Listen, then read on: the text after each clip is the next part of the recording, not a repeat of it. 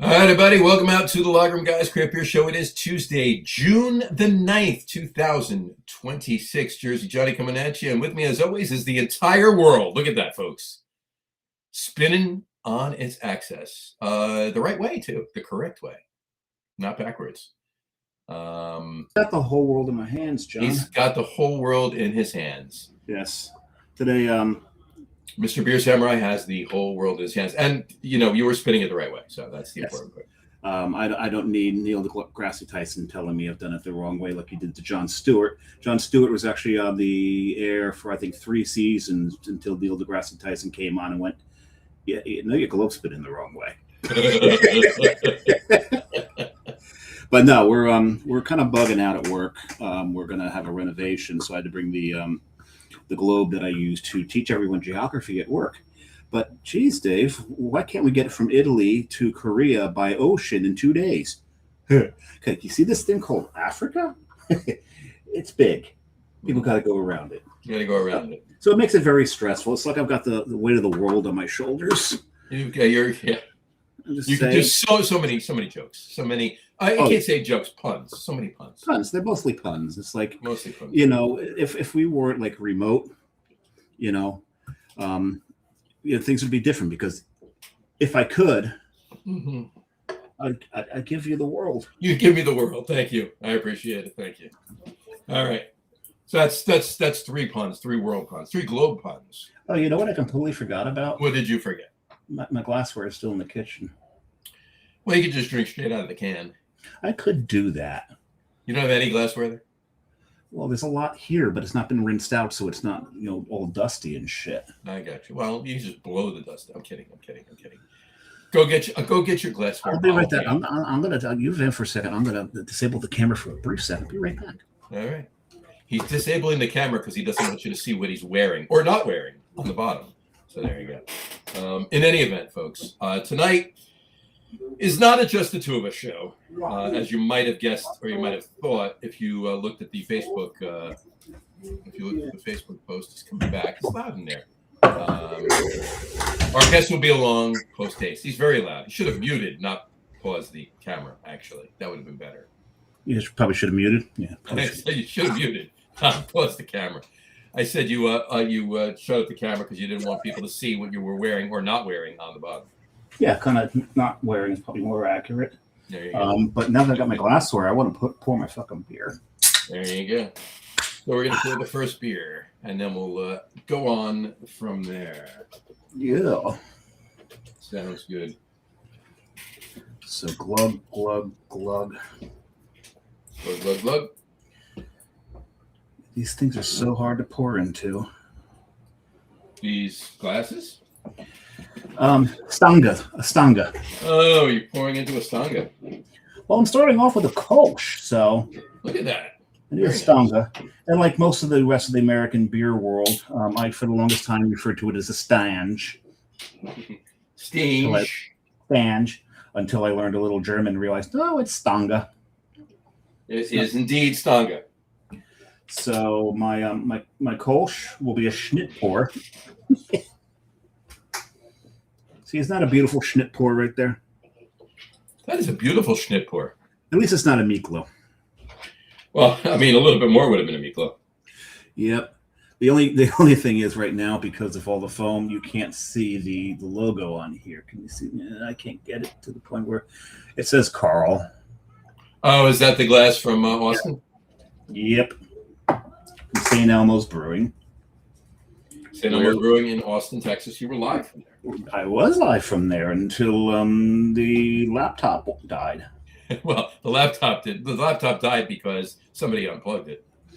No, they didn't unplug it. They just never plugged it in. They plugged it into the extension cord, but the extension cord was never plugged into the wall outlet. So, gotcha. Extension cords don't create their own electricity, from what I understand. This is very true. This is very true. I've been led to believe, and from sources that I trust. That would be something to invent. An extension cord that you could just plug into, and it's automatically electrical. Well, what you can do is you can have it like use kinetic energy and have it flail about, but then again, you need electricity to make it flail about, wouldn't you? So you need to plug it into something so it could flail about to create its So you would need to give it electricity so that it could create its own electricity. Or you can have an electrical cord that has like solar cells on it. Okay, fair enough. Well, that would be green because we need to save the world. There you go. Very nice. So how is your Kolsch from Dovetail Brewing? I don't know. I'm waiting for the foam to come down a little bit so I can get a little sip of this, and have it not be a milk tube. Is it cold enough, or is it just overcarbed, or is it just a saga? Oh no, it was just it wasn't a schnit pour, it was a shit pour. I wasn't paying attention when I first started. I'm like, crud. There is a reason that they call the schnit pour a shit pour. Yeah, probably. Yeah. So anyway, so in the interim, I put up a crawl. Why don't you tell us the brewery it's from, Dovetail in Chicago? Yeah, for those of you who can't read or just listening at home to the audio only, it is from Dovetail Brewery in Chicago, Illinois. I've never had a Dovetail. Yeah, but have you had a beer from Chicago? I've had beers from Chicago, but not from this brewery. We're almost getting there. We're almost getting it to the top here. And we have to apologize for last week. Last week's show was preempted because I was so fucking sick. I couldn't sit up for more than like half an hour at a time. So it would have been an interesting show had we done one. Yeah, I'd be like, I'll be back. I'm gonna go lie down. I'll be talking. He'd be laying over on the couch. We'd see him drooling. Yeah, I made the biggest mistake I made is when I first started feeling sick. I didn't either make a toddy or take a couple shots of Malort. Did you? By the way, did you see that Instagram I posted in the Tiki group? Yeah, why? Like, no, it's like, okay, whatever. Well, it had to do with Malort. That's all. That's not what I saw. I saw someone with a lightsaber. No, that was a different one then. You sent the wrong one. No, I sent the right one. It just probably didn't. I don't know. Whatever. Anyway. No. But yeah, so we know that last week we ruined Brian's night. Mm-hmm. We apologize for that, Brian. We're going to make it up to you, and he's already tuning in. He's saying, cheers, First Beer Living House Brewing, or beer company, Mr. Feeney Dark Mild. There you go. See, now you can see the logo. There we go. There it is. Carl, there it is. That's a great beer. That was fantastic. That is. Fan-freaking-tastic. All right. Okay. I understand that you're going to drink a beer, too. I am. I'm going to put it up here right now. Yours will not be from Chicago. Mine is no.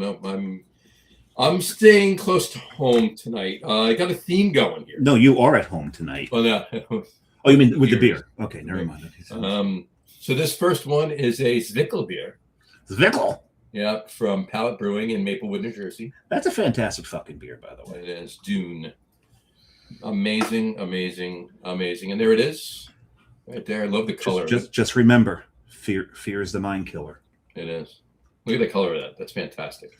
The spice must flow. Mm-hmm. That was one of my things. So this is a joke for fans of the book and movie Dune. One of my favorite memes that was the Gordon Ramsay memes. Right. It was Gordon Ramsay yelling at somebody going, "There's so much spice in this. Our customers are bending time and space." You have to know the book or the movie to get that joke. To get the reference. Yeah. But I thought that was all funny. Got we got a message from Mike Dolan. Mike, what's going on? He goes, "What's up, boys?" Cheers, Mike. Cheers, Mike. First beer is an Einbecker unfiltered pills. Get them while you can. That is a fantastic beer. Mike, send me a phone call. Stop in tomorrow. Yeah, bring some. And Mike, two shows ago, the last time we did have a show, I did drink a Balladine on the show. He did. Yep. 2 weeks ago, I drank a Balladine on the show. I think he saw it. But, just stop in tomorrow. I got some stuff to talk about. He goes, I also have the same shirt, love the Knicks. I had for years. I loved the Knicks for years. I'd be going there. Every time I'm there, hey, I got to buy a shirt. They never have my size. I always ask. This time, it was about a month ago. I was there. They had your size? I asked. They have my size. I bought the shirt. There we go. So there we go. I'm now the proud owner of this shirt, finally.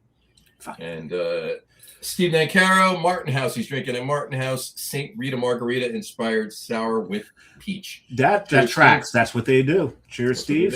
Steve from the Let's Talk Craft Beer website. Check that one out. It's really cool. Check it out. It's got a lot of cool features on there, and more features get added like daily as long as he's not working too hard and not tired or out drinking or fishing. No, he doesn't fish. I don't think he fishes. I don't know. He might. He might fish. He might fish. It might be. You might be thinking of somebody else, but he might fish. It might be both. So could be. Could be both. I know my son fishes. He goes, I've been going since 1987 when Tommy Jr. was a small boy. Oh my God, really? That's amazing. Yeah, I've been going there for quite some time too. Not quite 87, but not too long after that. I've been going there for, it's definitely over 30 years now. Yeah, I don't think I started going till the 90s. Yeah. But fantastic. And Dave will tell you, he goes, Steve says, fishing for more beer. There you go. That's it. There you go. Cheers, Steve. Yeah, no, I rarely ever have anything but the same sandwich I get. The Italian roast pork. Why would you other? One time Carrie and I went to see the Wombats at the Fillmore East. Sure. And we'd stopped at Dinnick's first. She only ate half, and she was saving the other half. And ironically, you say that other half is right next to the Fillmore. Yes, they are. See what I did there? And so is the Source. So is the Source, and so is was it Philadelphia Brewing Company? Sure. They make Blue Coat Gin. That's new. They're new there. They've been there for a minute. Yeah. Yeah. But as we tried to get into the venue, she forgot that she'd saved half the sandwich, and they made her throw it away. She has she still holds a grudge against the Fillmore for that one. I would have stood outside and ate it, and then went back in. Yeah. But she wasn't hungry because we'd gone to the Seed and eaten dinner first.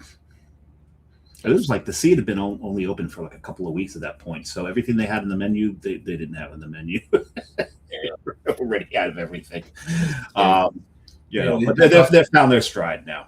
I always get, like I said, the Italian roast pork with sharp provolone and broccoli rabe. On occasion, not often, probably once every... You'll get the roast beast? No. I always get the Italian roast pork, but on occasion, once every maybe 3 or 4 trips, I'll throw some long hots on it. You get with the peppers. Yeah.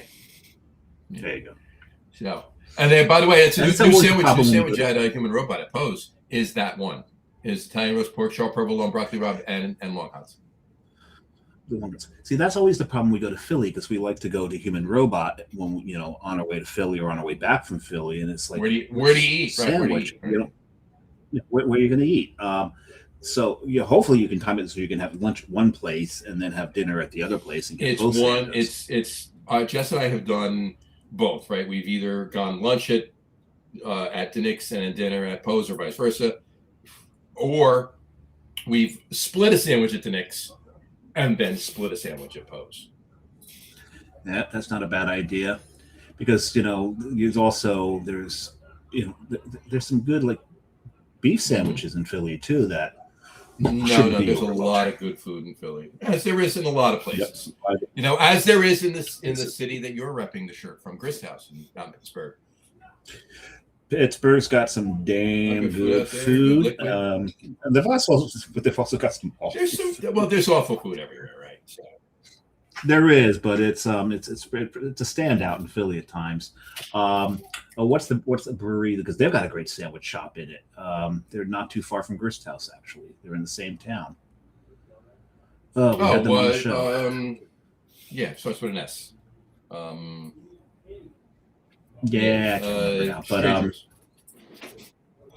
Strange Roots, and the sandwich shop in there, man. That's okay. They're probably like just below Pose. Yeah, Pose is better, but not by much. Not by much. Incremental. Not by much. So if you go in here and you're hungry, you go to Strange Roots. Go to Strange Roots. They usually have a couple of really good food trucks outside of Grist House too. So if you're not going over by Strange Roots, or if you're just at Grist House and you're parking yourself there for a while, you usually have a couple of good food truck options. Maybe, but I would save my appetite for as depends too, because remember, our buddies at Blowfish Barbecue, they're out and about all over the city too. So Yes, and the thing is, it's really hard to keep up with them as to where they're going to be at what given time, because they don't always update their Instagram or anything like that. Sometimes they Yeah, announce they that usually day. sometimes it's a well, sometimes it's a they find out that morning where they're going. Like they have a day open and somebody calls Yeah. them up or they call around and they're like, yeah, come here today. Boom, they put it up. So. Oh, pro tip: the spot that's supposed to be like their brick and mortar thing, it's not their brick and mortar. Don't bother going there. You don't want to be in that neighborhood, first of all, and second of all, it's not there. So yeah, don't do that. So if you find Blowfish Barbecue on like Google Maps, don't go. Don't go. That's Just not follow where them they on are. You're gonna find Instagram, out. and I think they have a Facebook page too. Follow them on that. And that's out in Pittsburgh, and they're all out about. The place that they're at the most is Old Thunder. They do frequent Old Thunder Brewing. They're at other breweries too, Okay. but that's the one they're at more often than not. So there you go. So Nice, good. There's some good tips right there if you go to Steel. All right. Well, this is not just the two of us show. We have a guest tonight, but as any time that this guest comes on, he's always coming on a little bit later because of his work schedule. So Dave and I always start first and have our first beers and ramp a little bit, and then we get into the show once he gets on. So he should be on, momentarily. Could be any moment now. We may be into our second beer. We could be. Point. I'm enjoying the hell out of this. So this is because this is a culture, and you know that cultures are pretty easy going down. Cultures go down easy, yeah. Yep.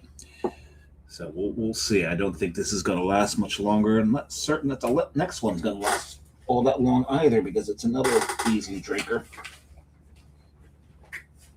If it's in here, yeah, it's in there. It's definitely in my bag here.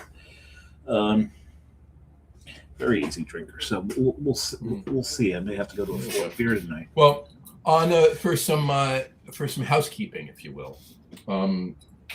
Housekeeping. I didn't bring a broom. I want to point out to the fact that neither did the Knicks.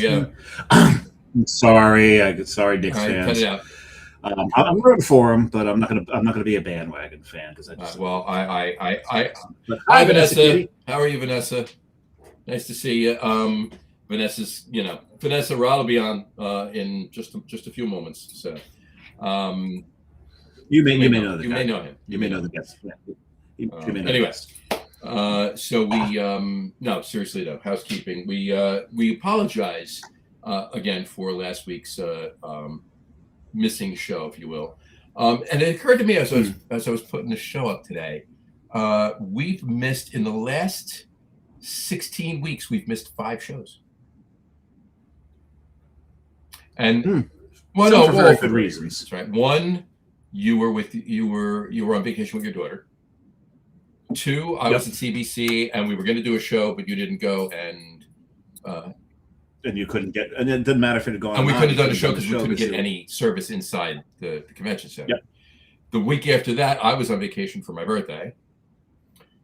Yep. 3 weeks ago, you were in Italy, and last week you were sick. So there you go. Yep.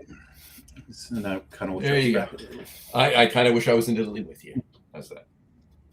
I mean, I don't know if I want you to Italy. Not just me and you, mind you. Oh. This is weird. Yeah. No, it's funny because there's very few places that I go where it's when I do my planning, it's just not all breweries. No, of course not. Every place else is brewery. Almost every place I go, but Italy, why not? Well, like I said, like Jess and I are planning a Germany trip, and we're definitely not doing just all breweries. Bullshit. Yeah, no, go to some German wineries. You'll who doesn't love a good Gewürztraminer? I mean, come on. Yeah.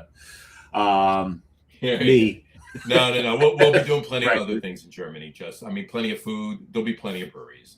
You'll be looking for a statue of the world's biggest schnitzel statue. Schnitzel satchel. Schnitzel. Schnitzel satchel. There you go. Say that. Schnitzel satchel. The satchel full of schnitzels. Yeah, there you go. And Bretzel. I can't forget that. Gotta get up to my hometown, if you will. That I've never seen. There you go. There you Full go. Dungan. Vanessa said, yes, nice. And she said her wood-fired oven is almost finished. It has been 10 years in the planning and saving for this. I am so psyched for you.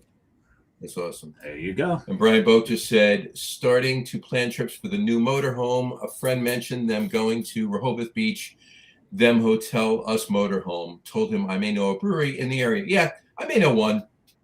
There might be There one. may be one. I hear they're okay. They're yeah, I think they're here today, gone never. But actually, there's a couple of breweries in Rehoboth, so a couple of decent ones. Rehoboth Brewing. Right? Rehoboth Brewing. There's another one too. But I've been there. It's beer's good. Beer's good. I mean, nothing's gonna be Dogfish Head, right? So I'm not trying to think of what was the one hit wonder by Flash in the Pan. The one hit wonder by Flash in the 60 Minute. No. That's a beer. They had. Oh, the actual. I thought you were making a joke. Flash in the Pan Brewing it. No. I'm talking about it. There's There's a band called Flash in the Pan. It was called Hey St. Peter. The fact that there was a band that was a one hit wonder, and the name of their band was Flash in the Pan. They did it to them damn selves. So they weren't the Oneaters, right? The Oneaters. The Oneaters. The Oneaters. The Oneaters. The Wonders. Yeah, no, I know. Anyway. All right. Well, congratulations. The Wonders are now in contract breach. Exactly. One of my favorite lines from Tom Hanks. I realize exactly. It happens all the time. It's an age-old story. One-hit wonders. There you go. There was a lot of parts of that movie that were filmed that were cut out. Sure. There were. And there were a few that I actually saw back in the day that anytime I've watched the movie recently, they haven't been in. So they were like after the fact cut out. Odd. But what I love about that movie and a lot of Tom Hanks movies is that he finds a way to bring his other half from Bosom Buddies into it. And Peter Scolari was the announcer for the TV show that they were on. Yeah.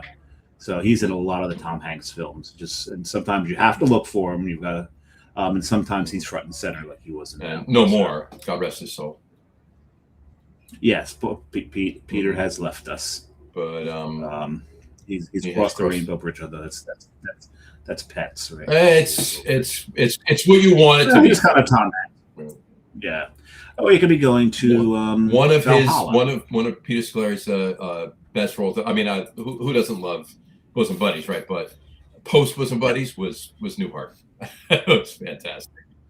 Oh yes, and I love the way they ended that. It was just the entire show was a dream for him back in Chicago. And he had what's her name? Yes, Suzanne Pleshette. Suzanne Pleshette. Wake up! Oh, wake up! That's a crazy dream. You should wear more sweaters. Oh, that was just trumping Dallas. Amazing. That was by far the best finale of any show. You know, I mean, I love the MASH finale. We've talked about this before on the show. I love the MASH finale. The Cheers finale was pretty damn good too. The final scenes there, not maybe the entire episode, but definitely the final scene between Sam and George Wendt, God rest his soul. But that Newhart final episode was. Hey, Mr. Peterson. So many lines between Woody and Mr. Peterson. What would you say to a beer? Hello there. At the end, Sam goes, George Wendt looks at him, and Norm looks at him and says, Norm looks at Sam and says, you know what the key to life is? And Sam goes, beer, Norm? And Norm says, yeah, I got time for one. How's it going, Mr. Peterson? Life, was it something like life's a pack of dogs and I'm wearing pork chop underwear? Something along those lines. So many good lines, so many one-liners. They were amazing. Yeah. But in any event, so back to the housekeeping. Oh, we were supposed to be. We got a lot of good shows coming up. I mean, We got shows. A number of them need to be confirmed. A number of them do need to be confirmed. So they'll be happening. Just a matter of what the dates are, right? But we have 1, 2, 3, 4, 5, 6, 7, 8, 9, 10, 11, 12, 13, 14, 15.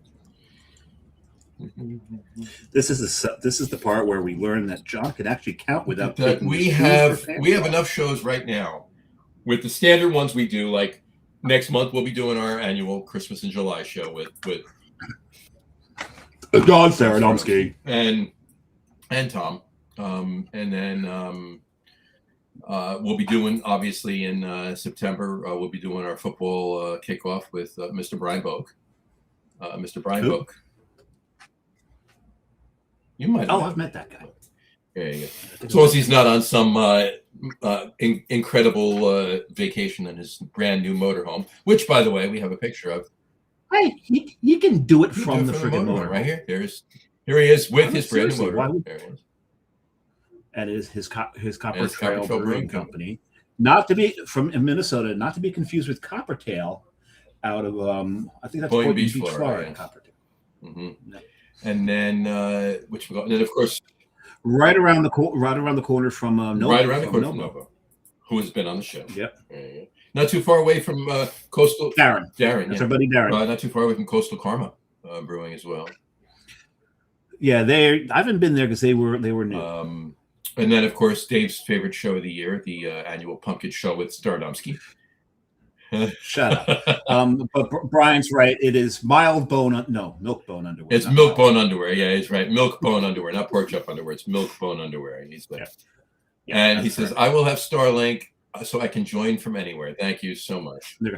And the line it starts off with is a dog. And I'm wearing milk bone underwear.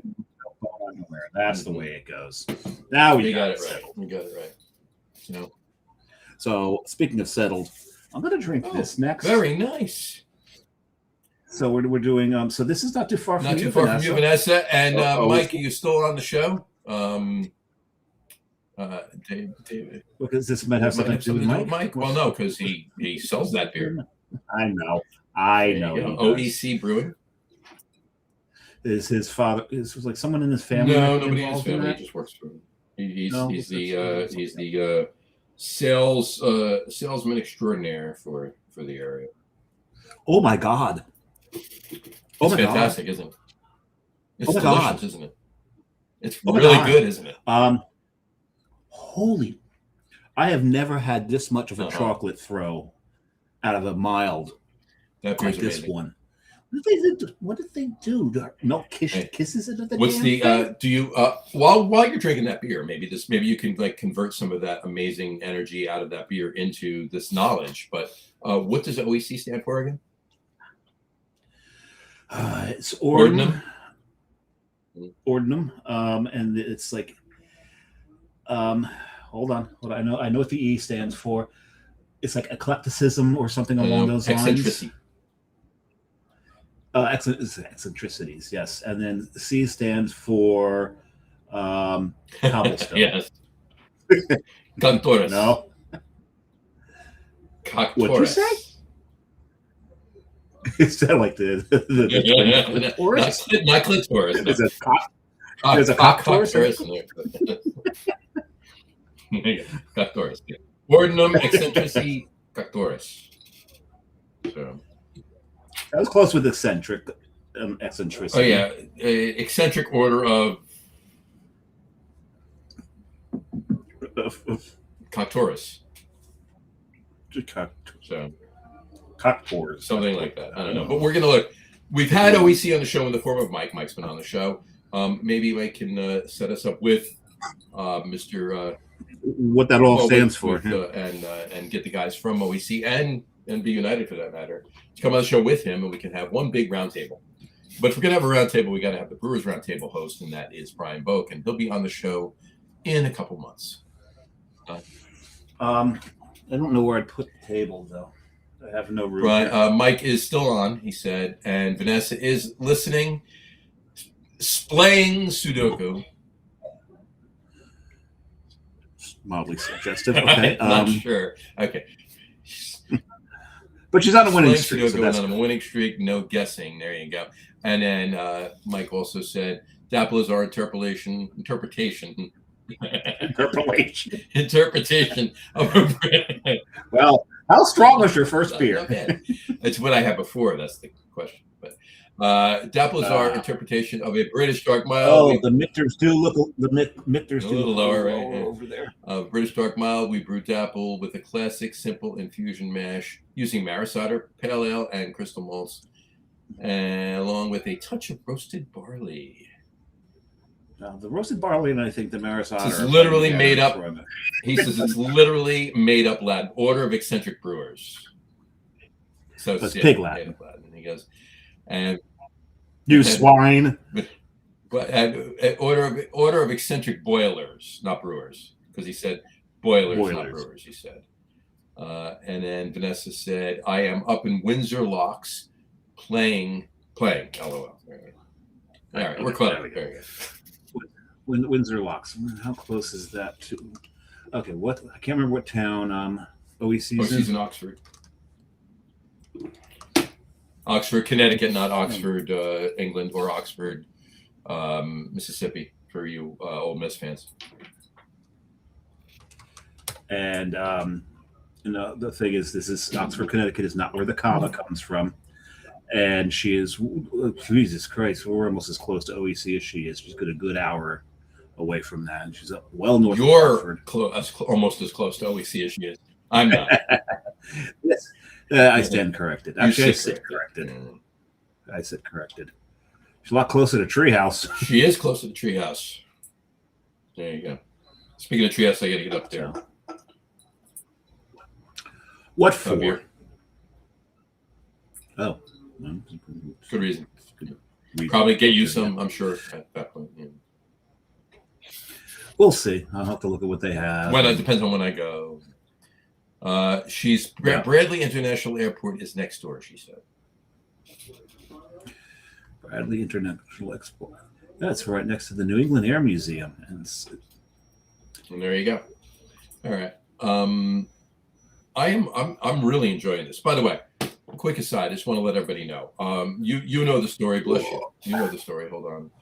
We have one other comment here. Vanessa is 2 minutes from the airport front door, and she said Treehouse is 50 miles. 50 miles. It's about 20 minutes. Doesn't have fast to drive. So 100 miles an hour. The way I drive. Yeah. 120 miles an hour you get there in 20 minutes. I think that's about somewhere in there. Anyway. Well, she's just as close to Treehouse as she is to OEC, actually. They're both an hour away. All right, so this particular beer. Dune. That particular beer, Palate. From Palate, right? Yeah. Right, so now I know you know the story, but I'll say it here. When I speak with Eric, one of my favorite Zwickels that's domestically brewed, right? Not from Germany, brewed here in the U.S. Mm-hmm. Of all time was a beer called Kell from Night Shift, and of course, as Dave knows, and many of you that have been following the show for quite some time, Night Shift, one of my favorite breweries from New England, Massachusetts, at least, right?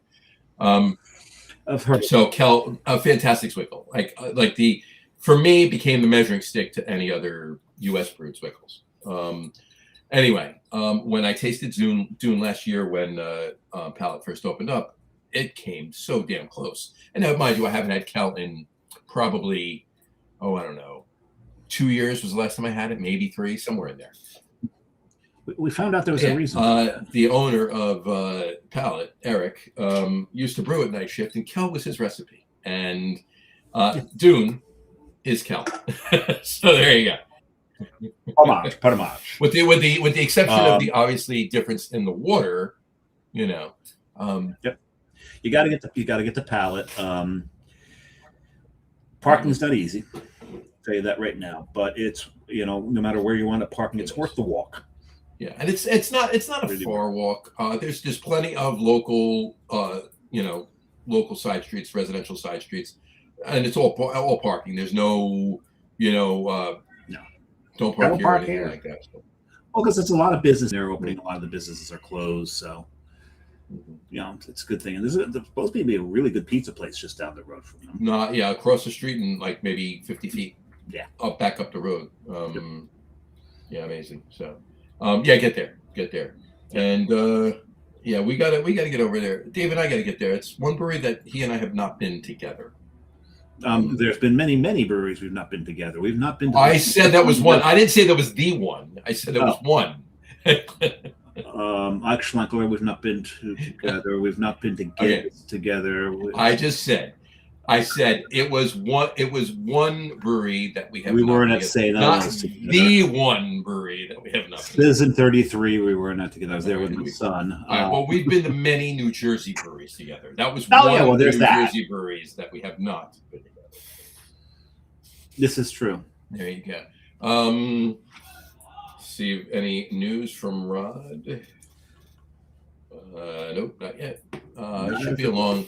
He said by now he'd be on, so I can't imagine he'll be much longer. So, and we can actually get the show started. No, I'm kidding. Show's already started, but you don't have to listen to us two idiots. Exactly. So, let's. Have we ever? I don't think we've ever been to Ghost Talk at the same time. I think we might have been, but maybe you're right. Mike Dolan says, "Adios, boys. Need to go pick up my Thai food. Go Knicks. Go Knicks. Go New York. Go New York. Go." They play need tomorrow. to win tomorrow. They need to win tomorrow. Look. I think they forgot how to move the ball around. So they need to get back to that tomorrow, and then get this wrapped up.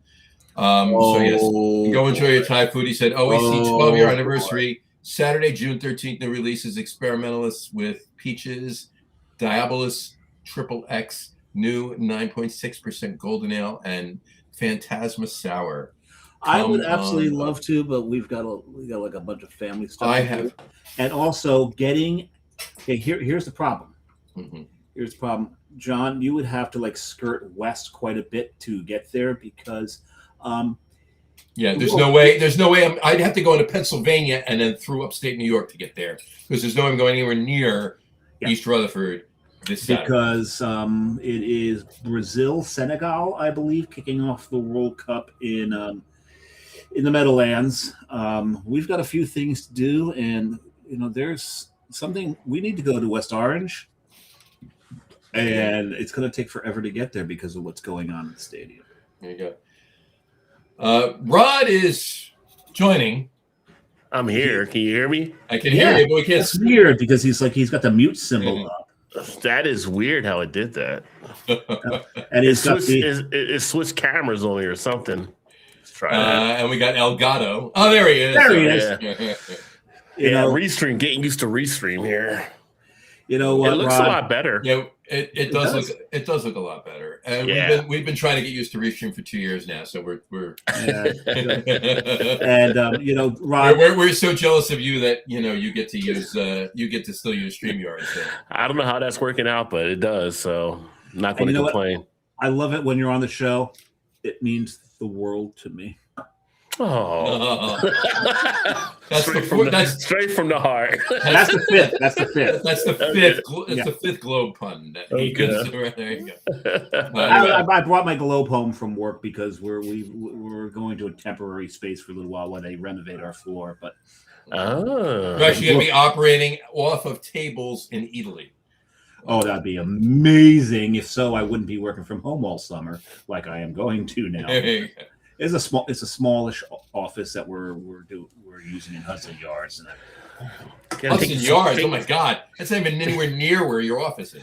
Take the small wins. Yep. So, no. Being able to work from home all summer long—that's a big win. Yeah. So anyway, welcome to the show, Rod. Thank you for joining us. Appreciate you. Appreciate you. Cheers. Cheers. Okay. First things first. Pour a beer. What you drinking? And hold on, Vanessa. Hold on. Steve Nicaro just really quick says, yes, go Knicks. Anything is better than the Spurs, he said. From the guy from the Houston area. From the guy from Houston, yeah. Vanessa says, hi, Rod. And she says, always enjoy seeing Rod. You too, Vanessa. Always great to see you, my friend. So I'm going to crack open this Pale 31 because I need to work my way through it. But Firestone Walker Pale 31. Awful thing. This is part of their. I think it was the chorus, their second part of the Brewmasters Collective. So it was a 4-pack in there. Okay.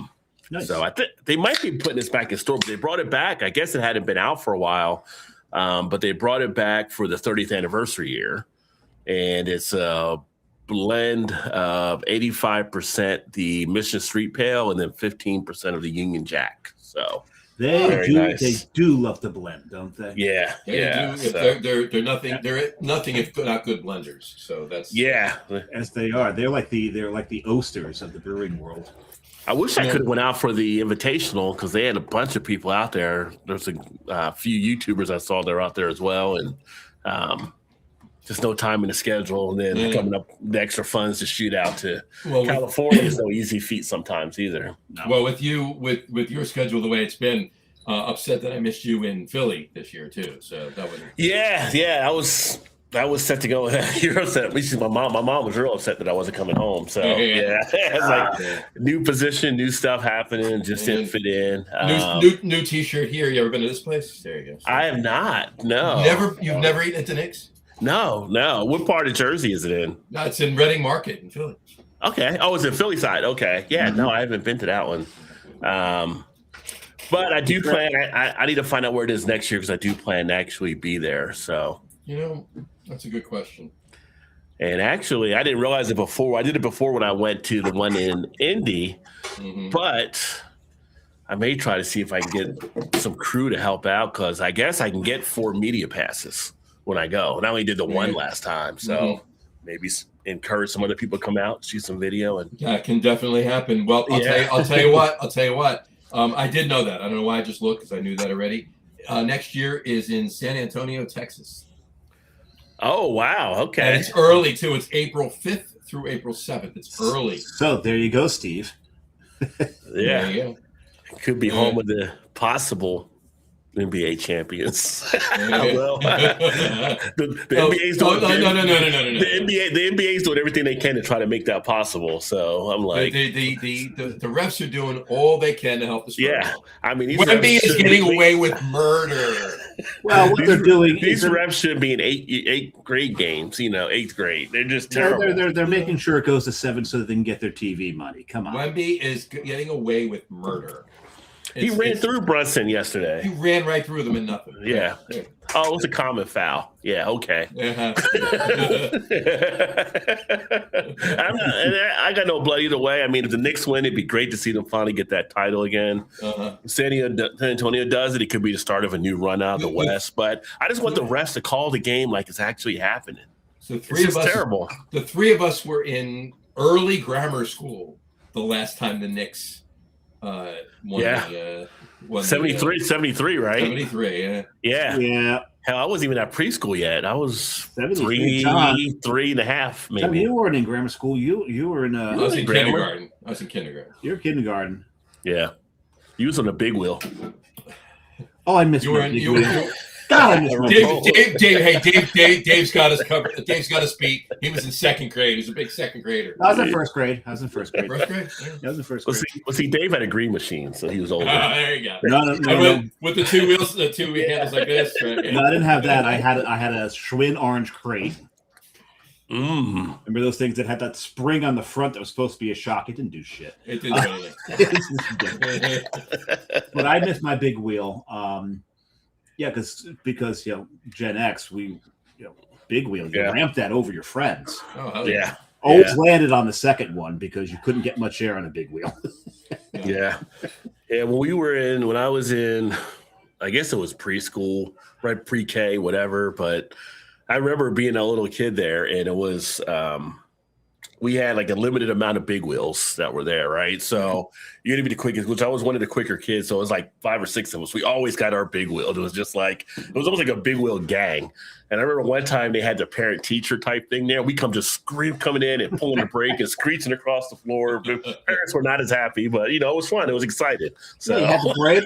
I had the brake, and I had that little thing in the back that you could store stuff in. Yeah. Oh yeah. Yeah. Mine was usually full of like beer, stones. Beer.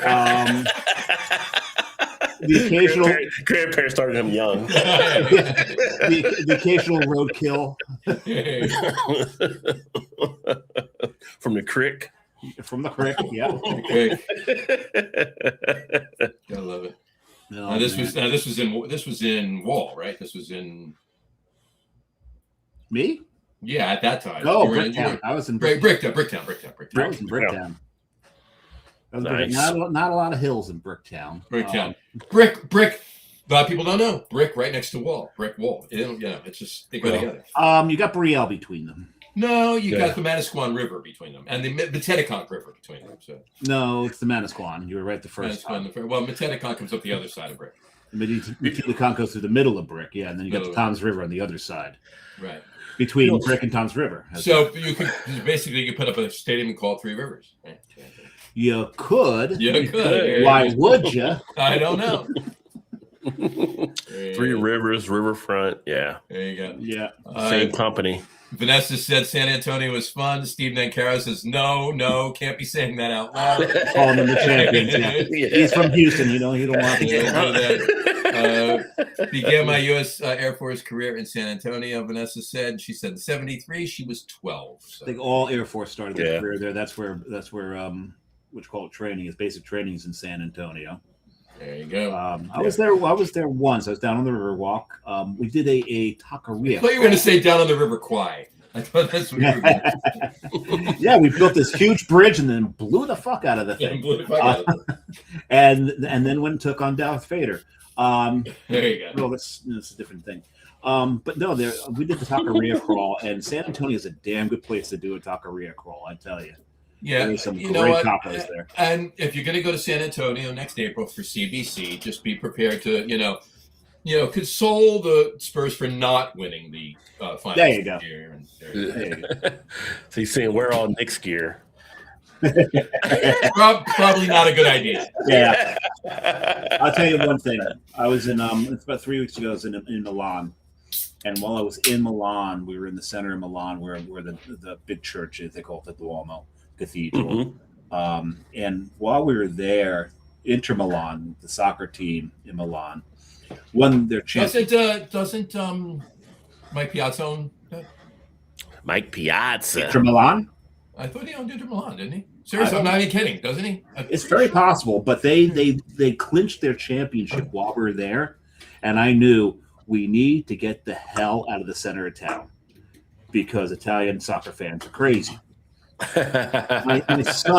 my son being oh so helpful, because I sent him a picture of all the people gathering. He says, "Oh, you need to go get a Juventus shirt and wear it." Juventus is the arch rival of Inter Milan. They're out of Torino. And I kept telling. He was being helpful. Oh yeah. Yeah, and I said to him "There's no inheritance, so why are you trying to get your old man dead?" Yeah. That'd be a very unwise move on my part. He's like, but it'd be funny. Yeah. He was really funny. And 2 or 3 days later, we're in Torino, and I was like, and he's like, "Are you wearing Inter Milan shirt?" I'm like, "Shut up." I brought you into this world. I can take you right back out. There's a Gen X saying. Yeah. My bad. Grew up with that. I was actually watching some of those Gen X videos, and I was surprised how many people actually knew about a wooden spoon.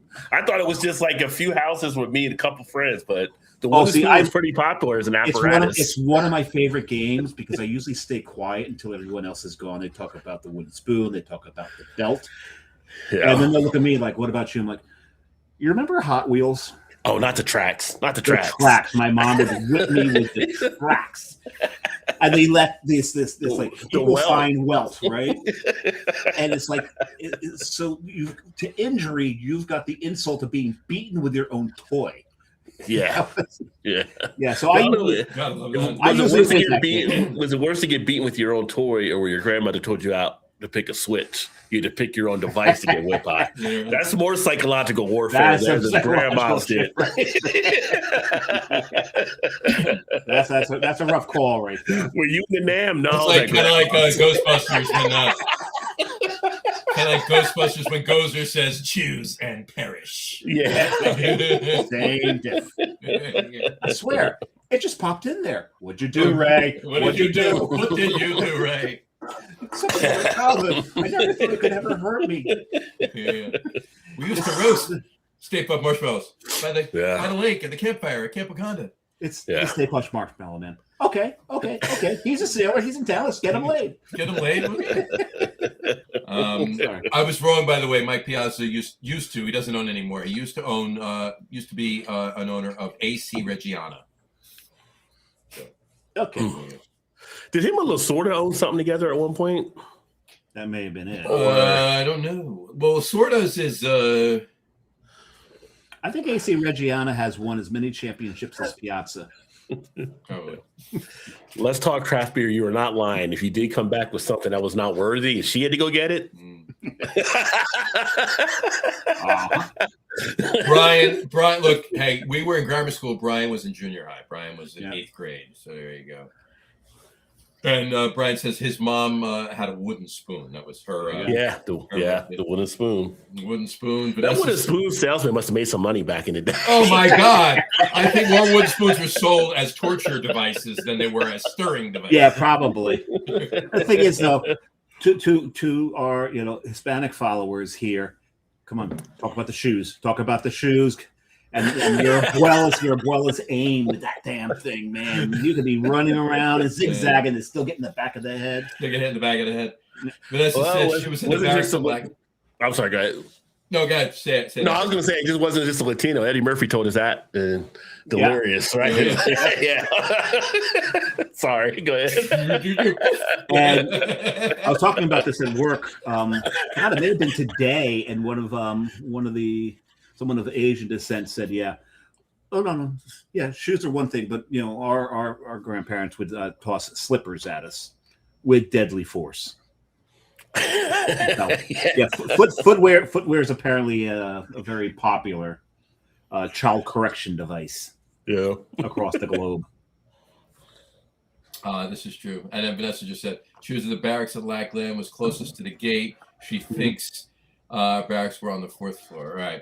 But Brian said his mom had a wooden spoon.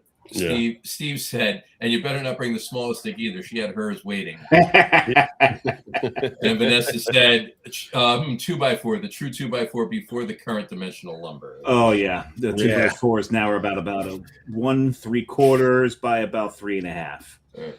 And they're all warped. They're all warped. Every single one of them. There you go. All right. So, Rod. Wild time. Yes, sir. All right. Just before we commence with this part of the show, I just want to put up my second beer. It is from Icarus in Bricktown. Icarus. There you go. They used to be in Lakewood, but now they are in Bricktown. Yeah, 3 points. It is a Dusseldorf style alt beer. In fact, it's according to the TTB, it has to be a Dusseldorf style alt beer ale. Nice. I love the bureaucrats at TTB. Gotta love. But you know what I love? Saying Dusseldorf. Well, that I'm fine with. It's the fact that I have to put ale after alt beer. I just like saying Dusseldorf. It's a fun word. It's a very fun word, Dusseldorf. But you don't get to use that every day. Look at the color of that oat beer. That's fantastic. That's an oat beer. That's and it's in Dave. I don't know if you can read it, but it's in my. It's in your blah blah blah blah blah blah. Oh, Two Rivers. And that's weird because I was just talking about Two Rivers today because we had one of my vendors show up and they have a warehouse out in Phillipsburg, New Jersey, which is right across the river from Easton. Right across the little tiny bridge from Easton, and right up the road. I said for lunch you got to go up to Two Rivers. The beer's pretty damn good, but the burgers, the burgers are out of this world. You go there for the burgers. The beer is a pleasant addenda. Yes, it is. Addenda. Nice. Addenda. Nice. Well worked. Is that Easton where they make the bats? Did they make the bats there in that Easton? The bats? Like the flying bats? The aluminum bats. There are Easton bats. Yeah, I don't know. I don't come across Easton as a city much. So I'm just curious when you said that. I wonder if that's where Weyerbacher is. That's where Weyerbacher is. They make Blithering Idiot there. So. Yeah. And then there's a lot of blithering idiots across the scene, and never mind. Actually, when we go there, there's even a couple more. Rawlings makes the Easton bats. Rawlings, okay. Right, and they're not in Easton last I looked. Mm-hmm. And I've never looked, so that's Raw links. wrong. Just pick this up. I just want to show really quick. Just pick this up. I just have it sitting right here. I just want to show really quick. Remember the old soda glasses? Well, I picked one of these up. Look at that. There you Old go. soda glass. Oh, nice. Very nice. Old school giant soda glass. There you go. Where did you pick that up at? Like a thrift shop or antique sale? A thrift shop. or- A thrift shop. Thrift shop? Okay. You find some neat stuff, and I found some good stuff in there before in the past, and haven't been to one in a while, but yeah. You know what I keep coming across in thrift shops? What's that?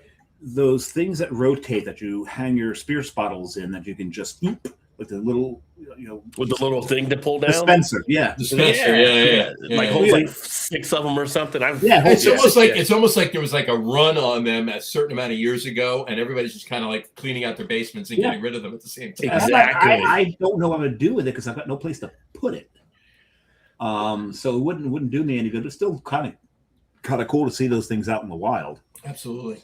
Yeah, I had one of those a few years back. I think you're right there. I think there was a run at one point, and then everybody kind of disbanded at the same time. It was like Zima. Nope, get rid of it. We're done. Drop it. Drop it. Zima came back though. It did come back. Briefly. They said, let's try this again. They were like, no, it's not. It's not a good idea. And you got a free. It all goes to Japan now. Yeah, Japan's the only country you can buy it in the world. Yeah, and when it came back to the U.S., you got a free pair of skinny jeans with every 6-pack. see, that's funny because back in the 90s, you got a free pair of mom jeans with every case. Yeah. Yeah. Bartles and James didn't win out against many things, but Zima was one of them. You got Zima? I'll take a Bartle and James. Bartles I got to be honest with you. I'm not ashamed to admit it. Back in the 80s, I drank my fair share of Bartles. Mm-hmm. I drank quite a lot of it in college, actually. Yeah. I definitely went through it, so Wild berry was probably the flavor of choice. I like the peach one. The peach was fantastic. I like the peach one. Yeah. But any party you went to, there was always the wild berry. Always the wild berry. Oh yeah. Then he moved up to the Boone's Farms later on. So. Yeah, of course. We went to a liquor store. One of the girls on the floor came with us, and she puts 2 bottles of Boone's Farm up on the counter. Yeah. He looks at us, goes, "Ooh, cheap date." She looks at him dead in the eye, goes, "You have no idea." This is why we hang with her. There you go. Gotta love it. Yeah. All right. I got one more comment, and then I can actually go to the question I was going to ask you. There you go. There you go. Vanessa just said Zima was nasty. Still is nasty. Was, is, and always will be. Yes. My friend. No, that's not. That's something else entirely. I'm all out of Jolly Ranchers, right? Yeah. I got Jolly Ranchers and Zima, and I'm out of Jolly Ranchers. All out of bubble gum. Yeah. Shout out to They Live. Yeah. Rowdy Piper. There you go. I think it's the only thing there's only 2 things people remember from that movie. One was that line, and also the fact that South Park used the fight in They Live, and all they did is they completely redid the fight between Tim A and Jim A. Yeah. If you remember, it's the same exact fight. Same fight, yeah. It's like that was, and it's the first person who picked it out was a genius. Like, wait a second, I've seen this before. You know what? But cartoons like that, recreating stuff. I think, while that was fantastic, I think the perfect one, the epitome of that was when Family Guy, when Stewie was talking to Brian, he says, something happened back when I was cool, Stewie says, and then it flashes back and he's doing William Shatner's Academy Award Rocket Man when he's smoking a cigarette, and he's like, she packed my bags last night, pre-flight, 0 hour, 9 a.m. It's funny. But every mannerism he did, everything he did, Stewie did. So they just drew. It was like perfect. It was great. You bring up Shatner. Now, OEC's in Oxford, so we've heard of the Oxford comma. There's also the Shatner comma. The Shatner comma, yeah. And there's also the walking comma, which is a comma after every single word in the sentence. There you go. Which isn't too far from the Shatner. which is not too far from the chat notes of every other. Right. But bones. Like, yeah.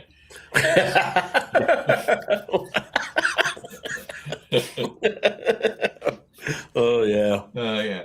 Anyway, all right. So, Rod, what's new in the Cincinnati beer scene? What is new? What would be great if, as you said, nothing. Yeah, Not a thing. Moving on. Next question. Same old, same old. I mean, yeah. What do we got going on? The Cincinnati beer scene always got something going on, so it's not like it's anything bad. We haven't really had any key closers, so that's always a good thing. I know up in Cleveland, they've had some closers taking place on some of the breweries.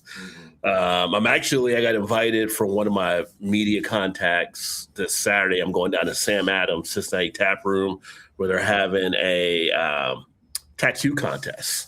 So they're bringing the actual tattoo artists to be judges, and people are going to come in and show their tattoos, and they're giving away like beer and different prizes and stuff. So my media company was like, "Hey, you want to come down and be a part, kind of use some video or whatever?" But Do you have any tattoos beer's on us.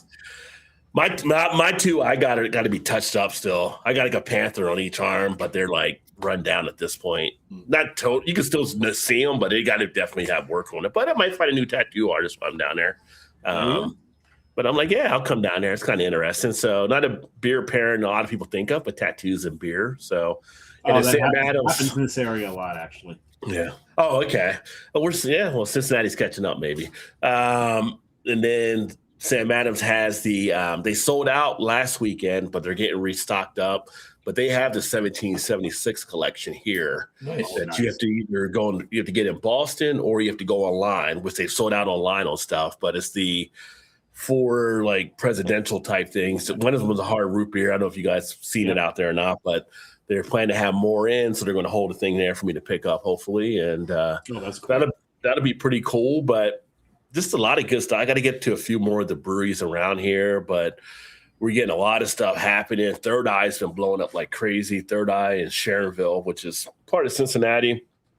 They've been exploding. I know. I did their pretzel beer review a while back, and I mean, this thing was just like a soft, salty pretzel. From you guys know, you were all from the same area up there, so it's like when you get a good pretzel, and it's like I'm drinking a beer, but I'm thinking pretzel as I'm drinking. Right. I'm like, I don't know how the magic happened here, but I'll take 6 more, so it was like great experience. But, you're having some of that stuff happening. You're seeing a lot of the other breweries dabbling a little bit more. It's kind of really starting to peel back a little bit where it's not all IPA again. So seeing a lot of enjoying things popping up. Yeah, that's a big thing. I'm loving every minute of that. That's fantastic. Yeah, I just did a video I just released on the channel talking about, I did one last week if craft beer had lost its way, and I just did another one about the consumer going for more lighter type beer appeal out there, some of the beer stuff, and just the reflections in the market that are kind of taking place. So you're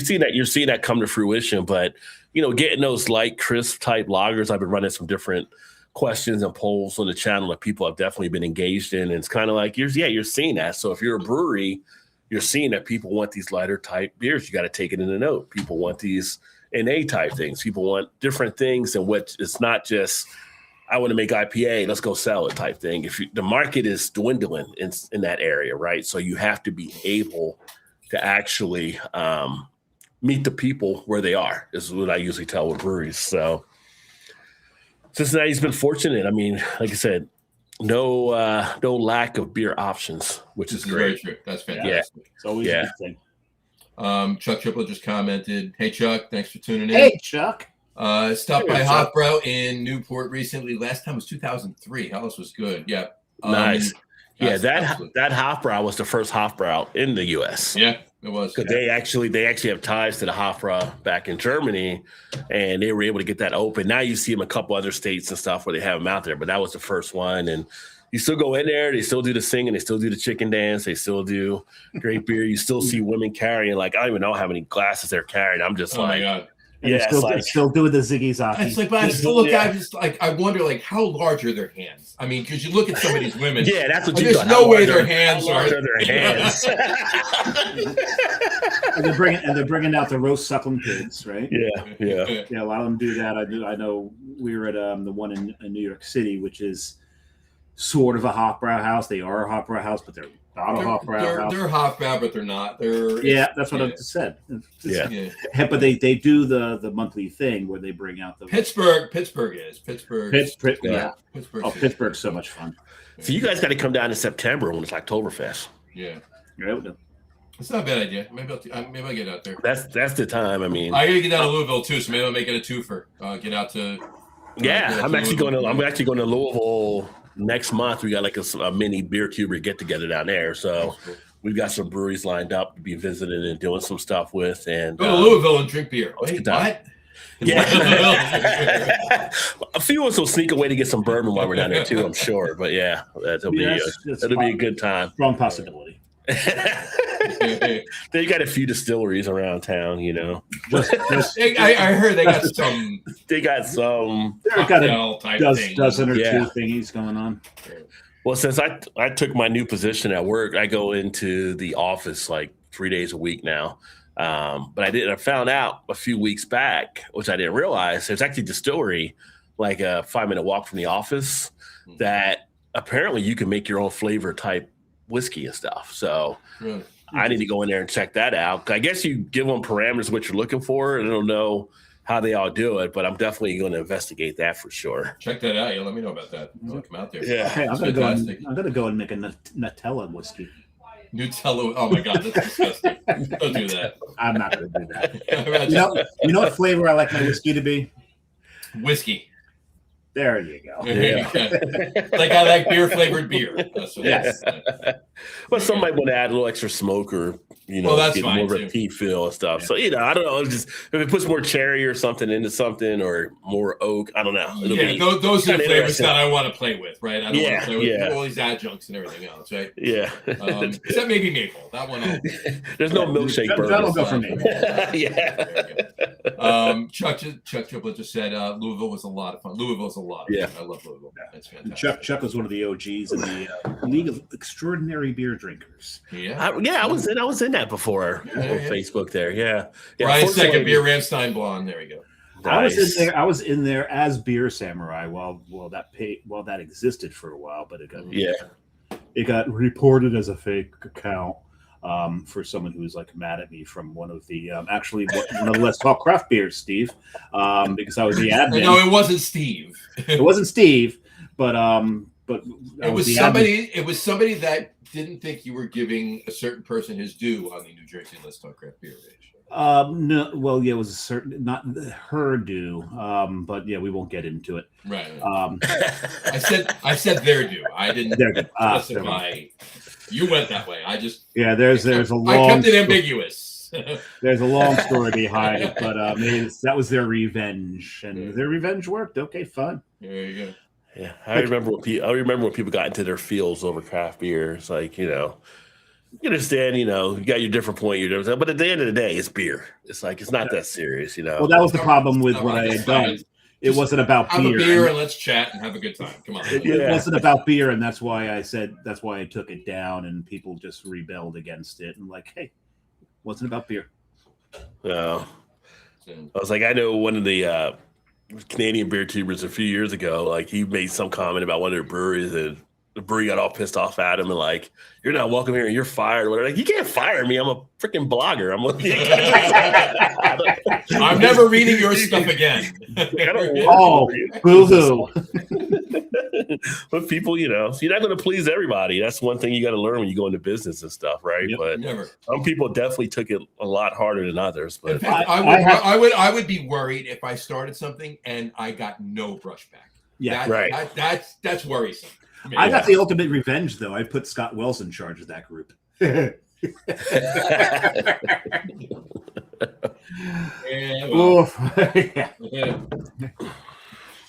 the group turned into a cult of personality.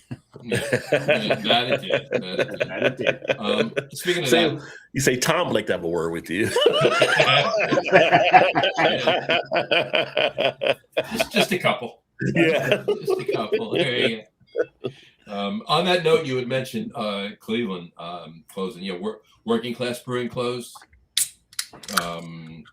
Bookhouse Brewing, Voodoo, let's not get into that. We talked about that's all shows ago. Voodoo is, that's no matter where they're at, they're running into issues. They're just that model's falling apart. They tried falling apart. It's just they should stick to donuts. No, I think it's the same thing, but Rogue tried a voodoo donut. Yeah, they did. Yeah, look what happened to them. Yeah, they're gone. They're gone too. Well, that was just bad business. That's all. That was as bad. Yeah, their liquid was selling like hotcakes, and their hotcakes were selling like liquid. It's amazing.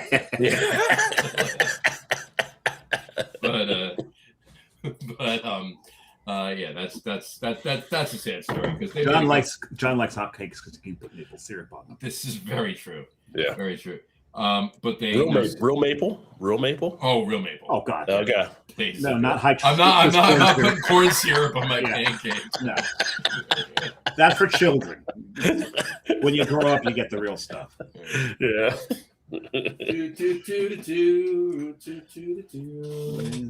That one right there. I love that one. Oh, okay. Nice. A little thing going there. There you go. Anyway, Midnight Owl Brewing closed. I think it was 35 plus restaurants, bars, and brew pubs closed in Northeast Ohio last year. 35. That's rough. Plus, yeah. The Northeast Ohio beer page, they've been like sharing the different stuff up there. They've definitely been filling it more than we have in the Southwest. So, in fact, we've had Mad Tree. They're opening their 4th location. Mad Tree's opening another location. They're opening another location. So they're having good kudos success. to them. Yeah, their model. Braxton, I think Braxton has like 4 now. I want one. Ryan Geist just has the one, but Ryan Geist has a huge warehouse. Just one, yeah. I just want one. I don't want one. How much, you know why I don't for one rib. You know why I don't want one? Because I'm smart. Because you're smart. Yeah. Well, it's like the old adage, right? You want to make $1 million in the beer business? Start with $2 million. Yep. Yeah. But yeah, so it's good. I mean, I'm kind of in a weird position where I'm at right now because really, like downward. I don't need to be buying any more beer. Well, that's another weird position. I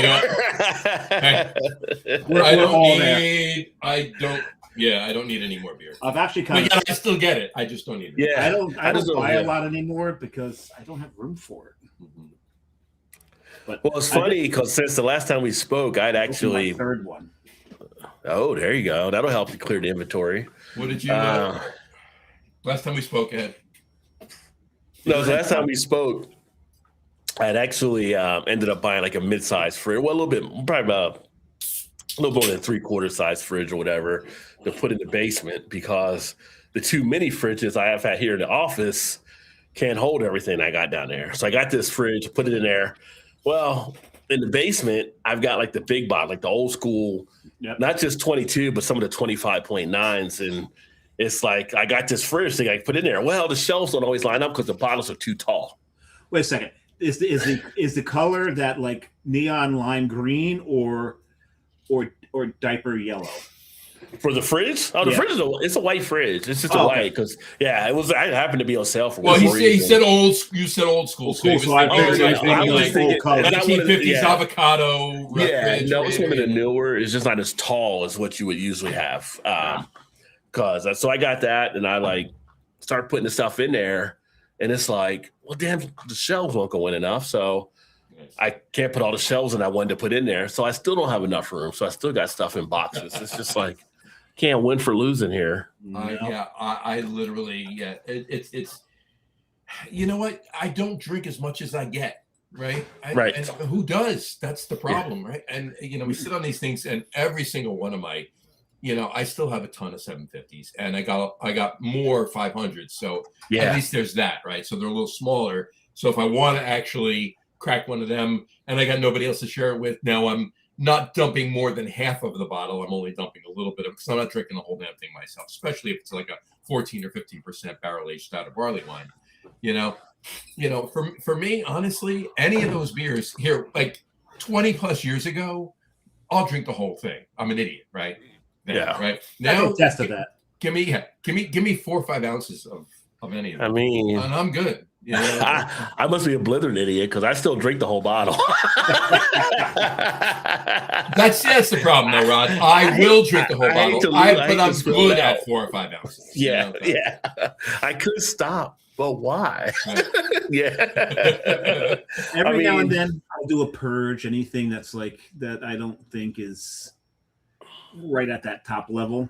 Yeah. I start pouring just to make room. Yeah. You know, it's like, okay, I bought a 4-pack of this. I drank one, wasn't that fond of it, so and I'll hold on to it for a little bit, see if it aged a little bit. Try another Get a one. little better. Yeah. Try another one. Halfway through it, all 3 wind up going. See, if I get that, that'd been great. But I've got all individual stuff. And so it's like when I got like Big Bad Baptist over the last few years and stuff. And I got it. all the different I varieties. got it. They were doing 22 ounces before they went to the 16. So I've got some of that taking up space. I've got 3 or 4 boxes of just like the Goose Island, Bourbon County stuff I haven't even gotten to. I've got stuff from, you know, you name it, just like wax candle type. I mean, all kinds of from all over the country, different type ones. And it's Sounds just like you need to go on a bunch of benders.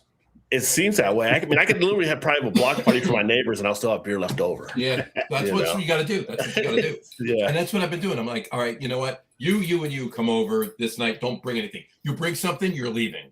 yeah, You know. Yeah, so that's you're why not bringing anything because the reason you're coming here is because I'm getting rid of things. That's why I don't need to help you get rid of things. That's why you can't invite Potensky. You wind up with more beer than you started off with. But Jess says that to him all the time. Yeah. She'll look at him like he'll come over. He's like, "Don't worry, we got rid of some of your beer too."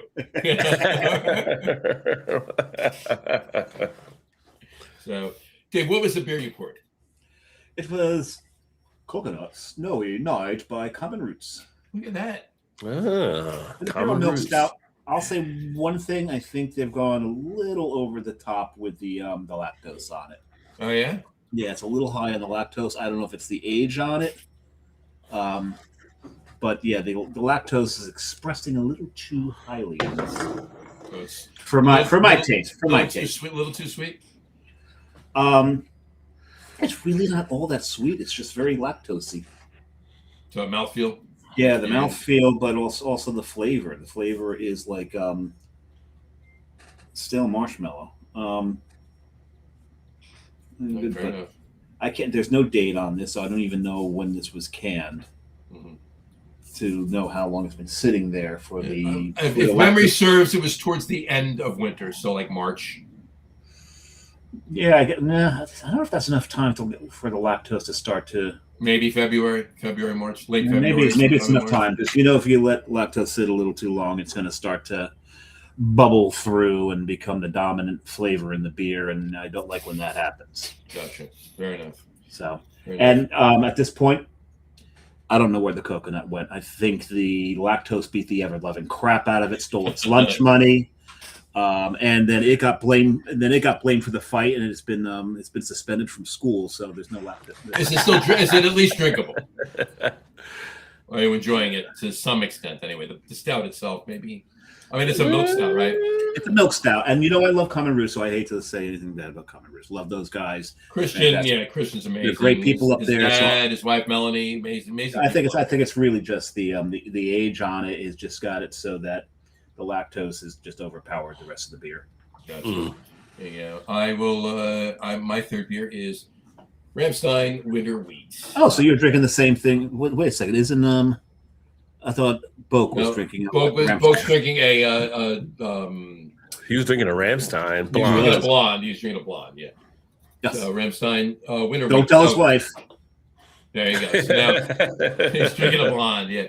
So now Whose birthday was just recent. Yes, sir. Happy birthday! Yes, once again. I had a Zwickel from Jersey, an alt beer from Jersey, and now a Doppelbock from Jersey. So I did the German Jersey thing today. The German Jersey. There you go. Makes me think of German bologna. German bologna, German bologna's good. You got to get into Pennsylvania for some good German bologna, though. You do. Although Thuman's makes really good German bologna. I remember as a kid, my mom used to go over to the Dutch area. They used to go over there and get like stuff like that. We're in PA. Oh, the Pennsylvania Dutch. Which, Yeah, Pennsylvania Dutch. Look at how dark that Doppelbock is. That's Isn't that nice. amazing? That's That's the whole thing about the Pennsylvania That Dutch. was beautiful. Pennsylvania Dutch are not Dutch. It's just it's pronounced Deutsch. They're German. Oh, okay. So Pennsylvania Dutch are actually German. Yeah, 100%.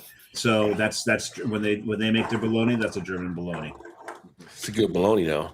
Damn good. Great, damn good bologna. Get a good, nice, thick slice and fry that up. Chuck Triplett said, the old days at realbeer.com. That was when League of Extraordinary Gentlemen, Yeah, realbeer.com was out then. That was some. Those were the good old days. That were great times. Absolutely. The thing is, at that point, there was not a lot of American craft beer. So as things came out, we learned about it as it came out. We knew about every brewery in the country back then. Yeah, we did. And now you can't keep Well, track. there was like 17 breweries in the country back then. So There was a few more than that. I'm exaggerating, but you know what I mean. Yeah. Or what's the opposite of exaggerating? Exaggerating is more. So I'm condensing. Minimalizing. There There you you go. go. There you go. But yeah, it was a lot of fun back then because especially beer trading was so much fun back then. It was. Beer trading was great. Oh, there you go. Oh, okay, that was weird. It kind of dropped. It did it a day earlier. Just It does it to me. Too. But it did it to me during the intro. The intro, yeah. So it was nobody saw it. So yeah. That's why you're restream. That's why we might have to bite the bullet and just spend a couple extra bucks every month and go back to StreamYard. So. What does a restream have a plan too? I guess, or yeah, but it's all the same shit. But they probably like you'll keep connectivity. Yeah. You get what you pay for. That's what you're saying. There was one time Restream completely dumped us off of Facebook, and we couldn't get back. Oh wow! It just wouldn't. We were just YouTube. We were a 17-minute show, and then we did the rest of the show was on YouTube. Yeah, that's funny. Yeah. So I literally had to go on to Facebook and upload the link to the YouTube show for anybody that was watching on Facebook, so they could see it. I'm tempted to pour some Malibu into this. Go for it. Why not? Get some coconut flavor. Give it a try. Yeah. Vanessa said she was banned from a channel recently after the group in there was making snide comments about Americans and metric system, etc. I said, well, I can teach you all how to do those computations. She said. How dare you be smart? You're not supposed to be smart, woman. They're not supposed to exist in these groups. Stephen Acaro said, haha, and train wreck. What was that referring to? I think that's when we were talking about voodoo back then. Oh, yeah. Yeah. Train wreck. Doug Smith said, seeing more places that actually have lucre taps. Lagers are back. I'm a lager guy, so I'm happy. There's a ton of breweries now that are pouring out lucres. It's amazing. I love it. It's strange. I love it. Today at work, I was talking about lucre taps because I was trying to explain milk tubes to people because I was telling people about Rutt's Hut. And you can go across the street, and we know Steve, we know the owner, and every time he has a big event, I make him do milk tubes with me, and he hates when I do that to him, so that's why I do it.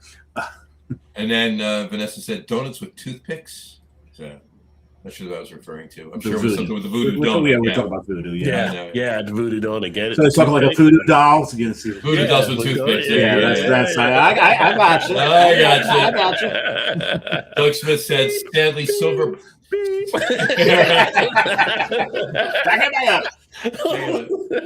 Love it. Doug Smith said Stanley Silver Branch's Weirton, Virginia location closed permanently after a fire in the building. Silver Branch is amazing it's in the main location's in Maryland. What's the why am I spacing? Just north of Washington. That sounds familiar. I think it might have been at one of the beer fests I was at. Chevy Chase, College Park.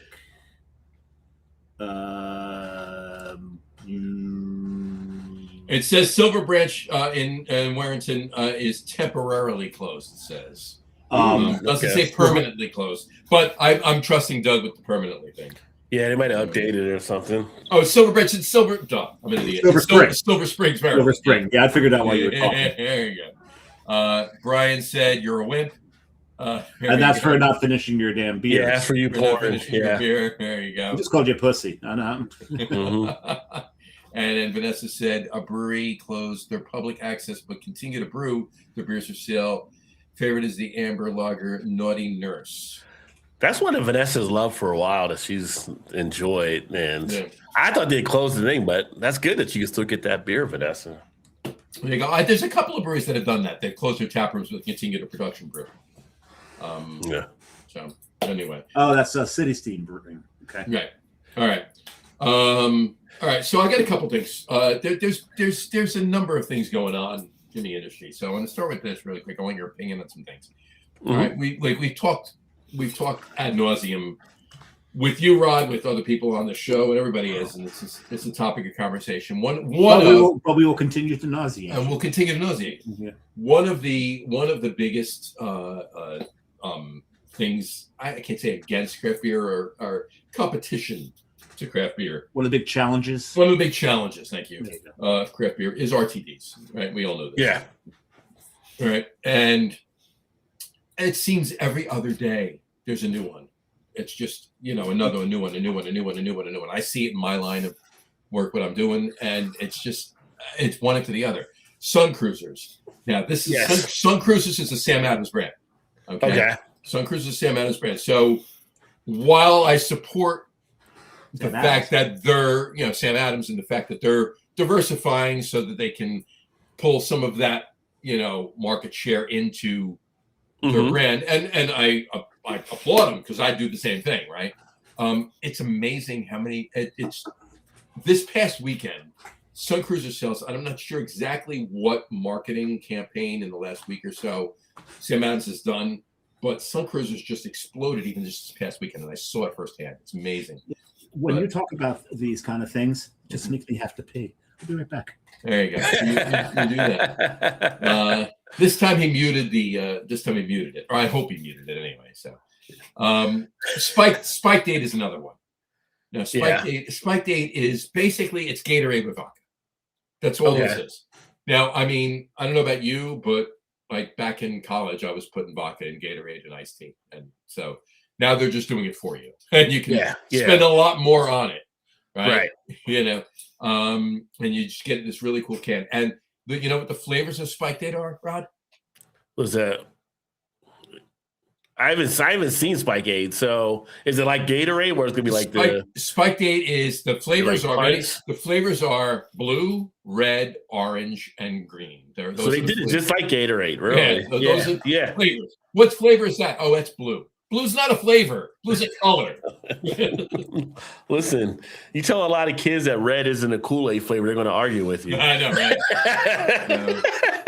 But Spike Date, there's a ton of money behind this too. I can't imagine the amount of money that is behind these RTDs. And that just all that tells me is the amount of money they're making on these RTDs. Oh, yeah.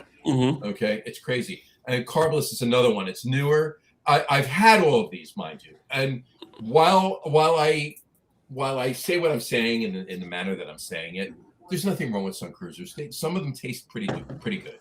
The Spike Date, it's Gatorade with vodka. If you like Gatorade with vodka, that's what it is. It tastes like Gatorade with vodka. There's nothing wrong with it. It tastes like Gatorade with vodka. If you're opening a can and tasting it and expecting to taste Gatorade with vodka, that's what you're tasting. So, Gatorade and vodka. Mm-hmm. What in the world? Sorry. Yeah. I had to use the prop one more time. Yeah, I know. And Carbless isn't, like I said, it's a new one. I actually tasted it last week. I brought 4 home, drank them with Jess. They're actually pretty tasty. Okay. I got to give them that, right? But there's a bunch of flavors out right now. 100 calories, zero carbs, zero sugar, zero. They're going after the moms, the yoga moms, whatever, right? There's so many different RTDs and so many different seltzers and teas and stuff and everything else for anybody that does. Sam Adams came out with another brand, Sinless. Sinless is like Carbless. There's zero sugar, zero blah blah blah blah blah, right? And those, and I got to be honest with you, those are really good. The Sinless cocktails, the flavors in them are amazing, and they're all low calories and everything else. My point is, there's so many of them out there now. It's just one after the other, and all of these people I see, me personally, I see what, and it's not the same people necessarily. Okay, so make no mistake, I'm not comparing it in that respect, but I see what craft beer used to be, where there's a new brand, boom, oh, we got to try this, we got to try this, and everybody lining up for this and lining up for that and going crazy and hitting stores for this and hitting stores for that. They're doing the same thing with RTDs now, and it's just amazes me how much out there. And when I say, the reason I'm bringing this up is it's the younger set, Sure. if you will, right? Sure. What I want to say kids, for all of us, they're kids, right? They're not kids. They're in their 20s, right? Right. Right. In comparison. Right.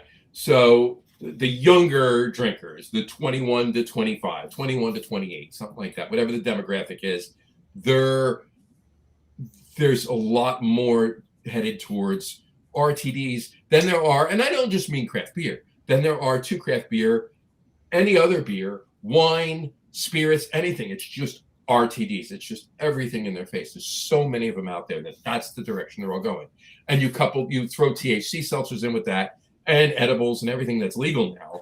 It just literally adds more dismal numbers to all the other, And that's why you see closures. Right. So your timing is good. Your timing is good. The video last week, as Craft Beer Lost Its Edge, that I released, hit on a lot of those points and stuff, kind of talking about that. So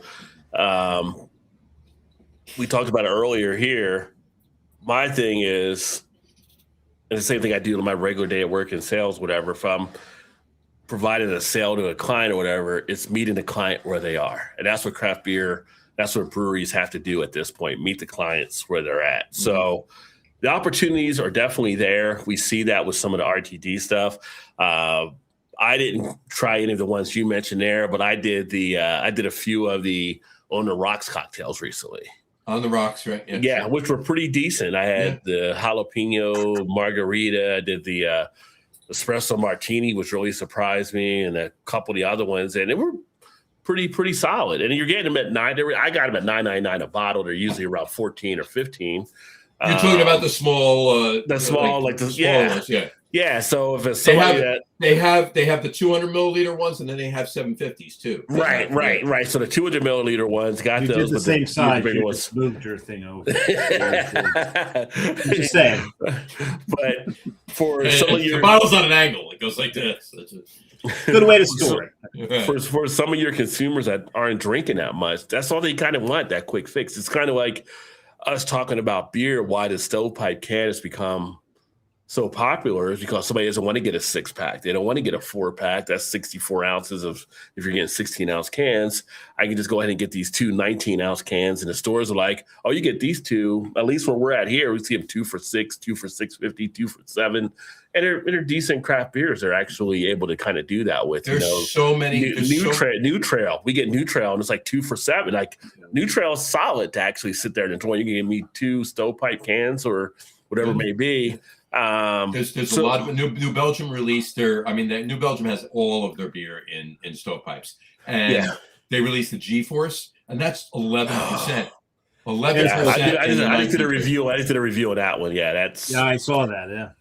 Yeah, that one wasn't one of my favorites for them or whatever. But again, I got the idea with it. They were pushing the alcohol on the 11%, right? Like if I was in college and I was like, let me grab a couple things to get the party that's started. who they're going at. They're not going after the three of us. But if you put that versus the regular Voodoo Ranger, the Voodoo Ranger still had a good taste about it or whatever. This was just like more, you could feel like the alcohol bleeding through. And it was just like, these are just to get the party rocking for you. So it's kind of like, you can get stuff to 9, 9.5, 10 and still keep good quality.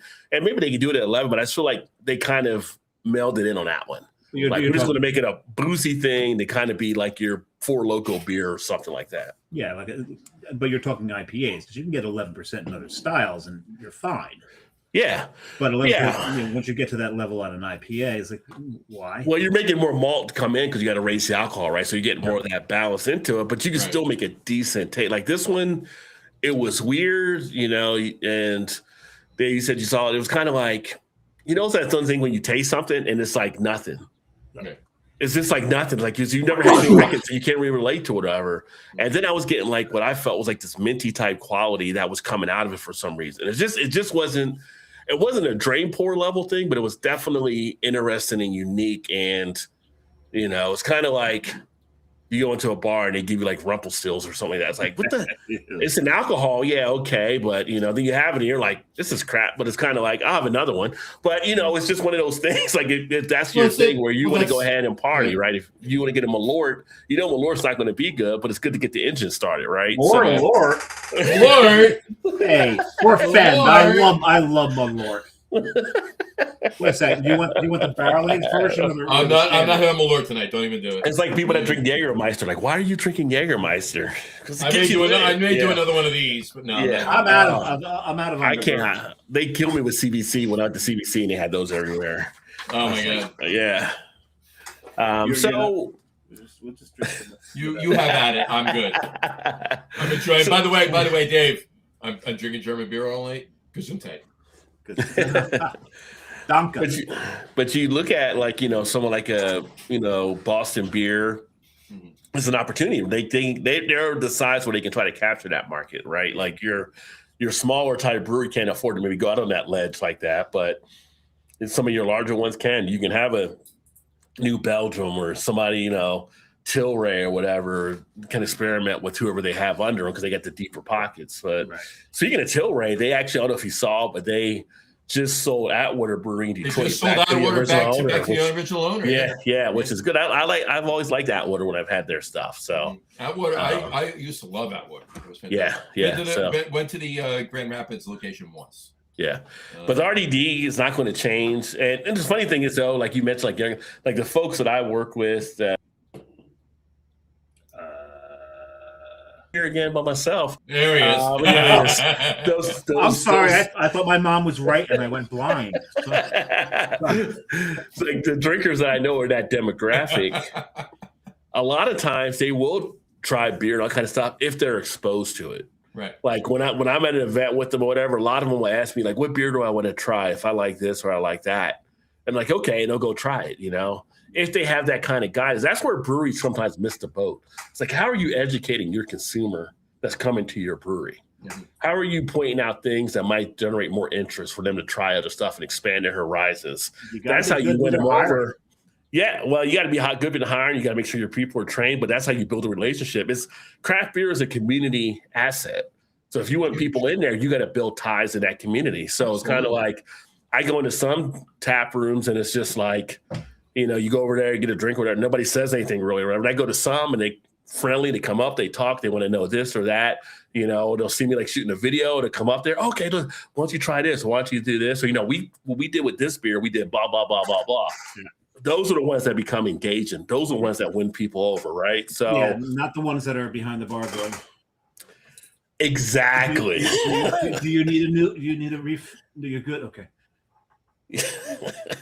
Yeah, like you don't want that in your tap room. We were at Jess and I. Where were we?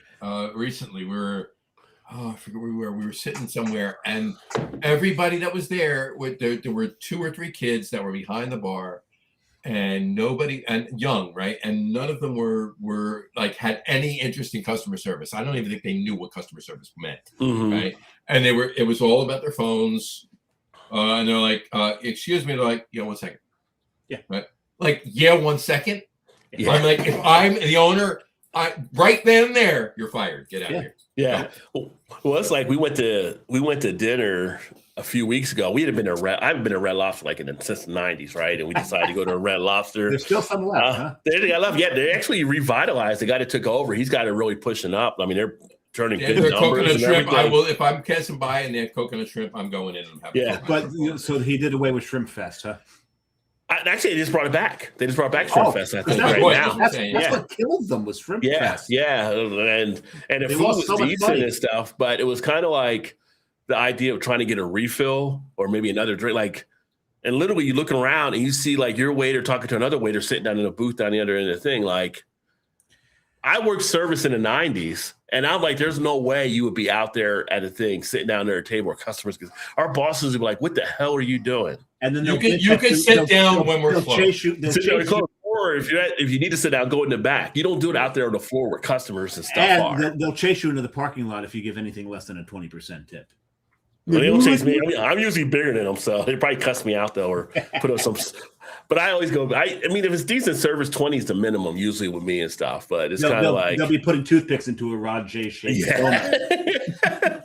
But it's for me, mine is if it's horrible service, I'm still giving 15%.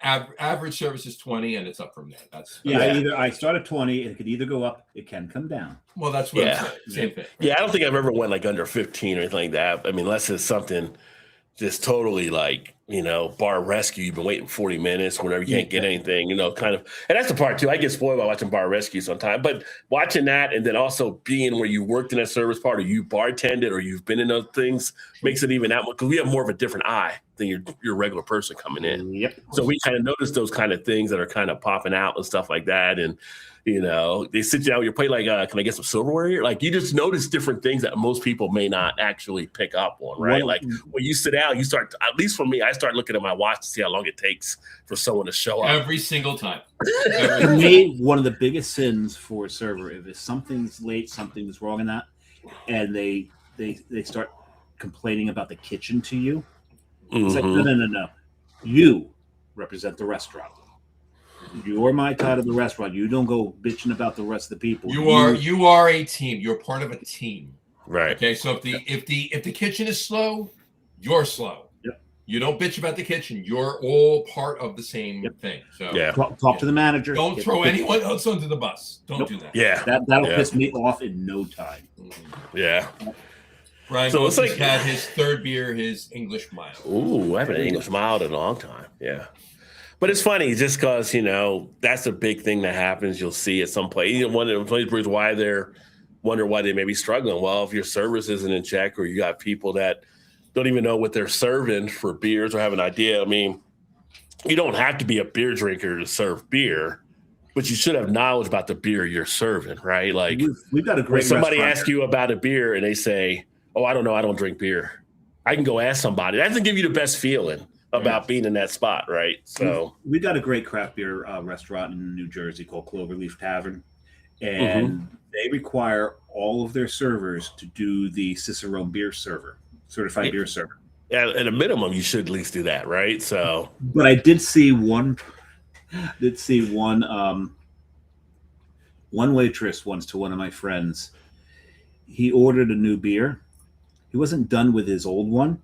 She comes, puts the old beer down. He ordered a completely different beer. Puts the old beer down, pours his old beer into the new beer, and walks away. I'm sorry I'm laughing, but that's hysterical. I'm like, yeah. I would send that back. What the hell?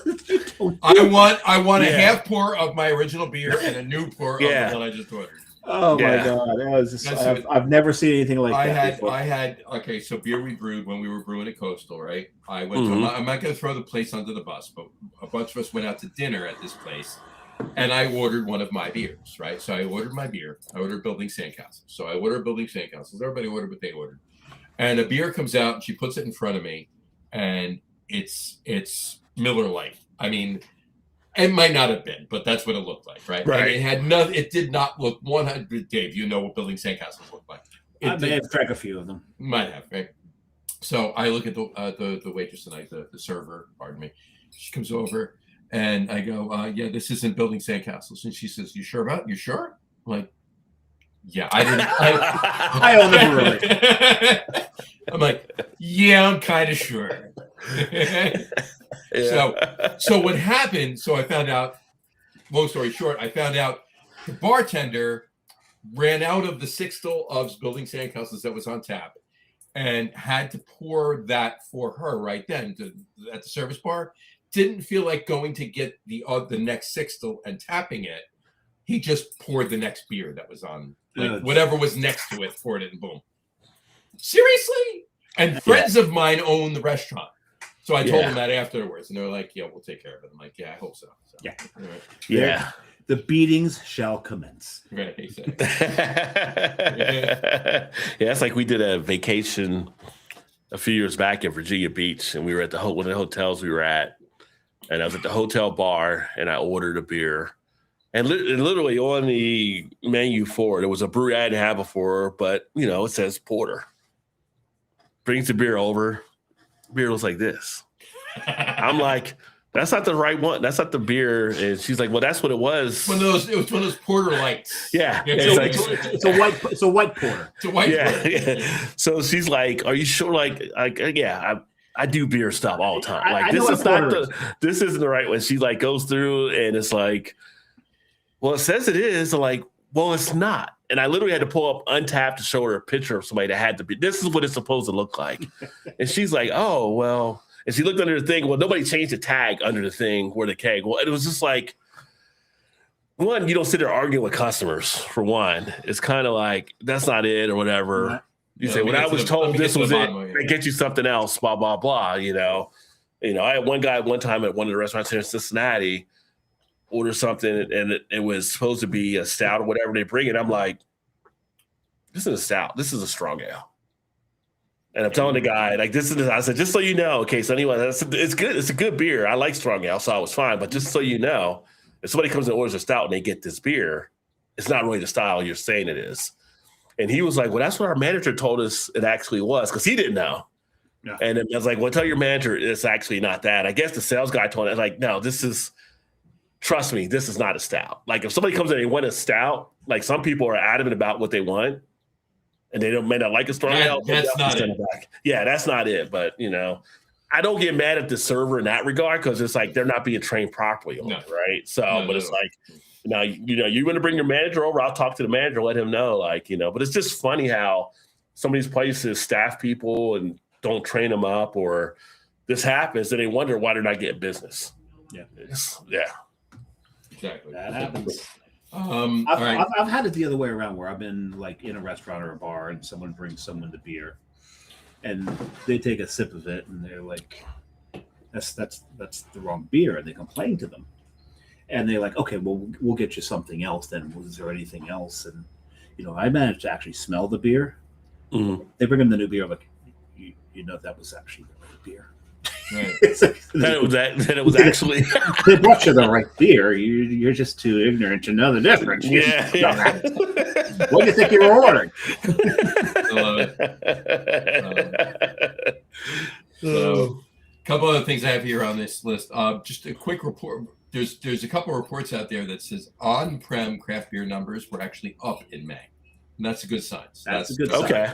Yeah. There's that communal. Well, keep in mind too, you had the communal stuff, and you had the Memorial Day weekend in there, so people were getting together and going out and doing things, and it's kids are out of school, college are out, a lot of people getting together, a lot of the college kids coming back home, getting together with friends, kind of hitting some stuff, I'm sure. So yeah, that's awesome. I do want to bring this up. We're talking about all of the RTDs and everything else. Sierra Nevada, of all breweries. I've heard of them. Sierra Nevada, little brewery out west, yeah, and North Carolina now. And North Carolina, yeah. So they announced a new style of beer RTD, kind of bringing them together. Okay, intrigued. It's a beer soda. In the world that we lived in now, which I haven't had any, my wife loves them though. They got these crafted sodas that are like drawn. Even McDonald's has a crafted sodas. Oh, yeah, no. So maybe the beer soda is going to capitalize on that. Maybe. So what it is it's a hybrid of beer. It's part beer, part shandy, fruit based. They're like 4%. It's called Shred, and here you go. This is what they're putting out right there. Shred beer soda, 4.5 ABV. It's a 12-can variety pack. Lemon, orange, grapefruit, and lime ginger. All right.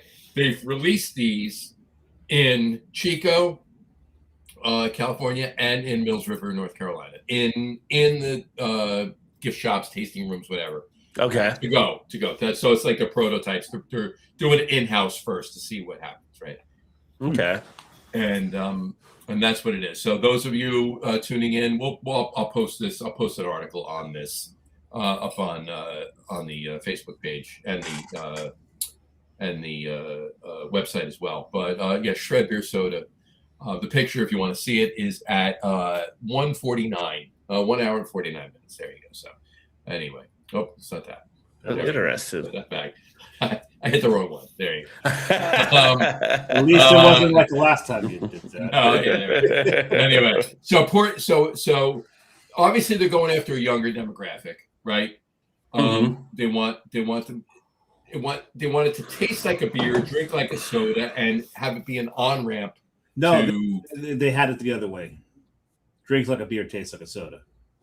No, taste like a beer, drink like a soda. Put it up again and read it. Tastes like a beer. Drinks like a beer. Drinks like a beer, tastes like a soda. There you go. Okay, drinks like a beer, tastes like a soda. I knew I had it. Meese can read. Yeah, I know. I typed it backwards. So little dyslexic. Meese can't type. Okay. So drinks like a beer, tastes like a soda, and it's like a gateway to bring them into maybe other beers and get them to drink their other beers. So, well, it's genius that they're doing lemon, lime, and grapefruit in there, because the grapefruit's going to hopefully lead them to IPAs. Right. So we'll look at it. Right. So there's lemon, grapefruit. There you go. IPAs. Orange. That's IPAs too. I mean, there's some citrus. It's all citrus. Lime, ginger.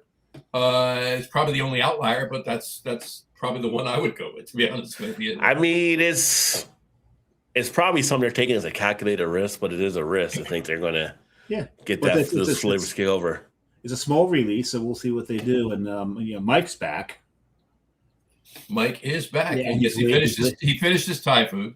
Yeah. Drinks like a beer, tastes like a soda, headache like Southern Comfort. Gotta agree with him on that one. I used to love some Southern Comfort back in the 90s. That was, my drink. But you know what I used to mix with Southern Comfort? Lime? Dr. Pepper. I'm not kidding. I've heard Dr. Pepper with Southern Comfort. I've never did that. Yeah. I called it a Dr. Comfort.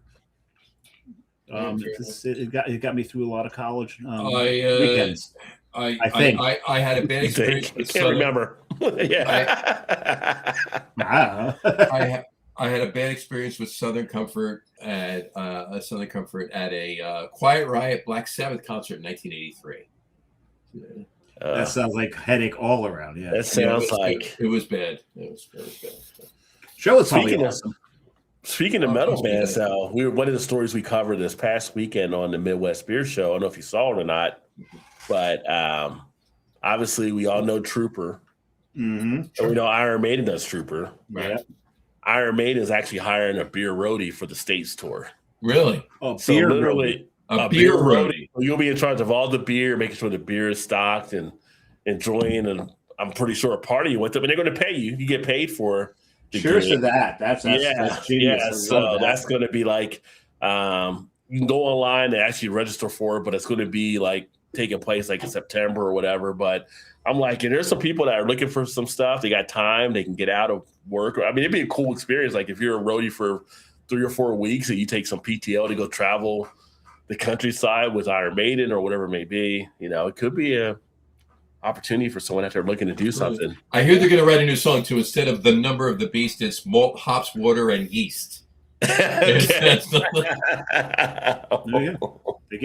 going all in. All in. Yeah. I think they're a Trooper. They probably got like 6 or 7 variants now of the Trooper that they put out. I mean, they're always coming out with different stuff. They got a rice version. They did at one point. I think they did a rice lager Trooper. I believe. Interesting.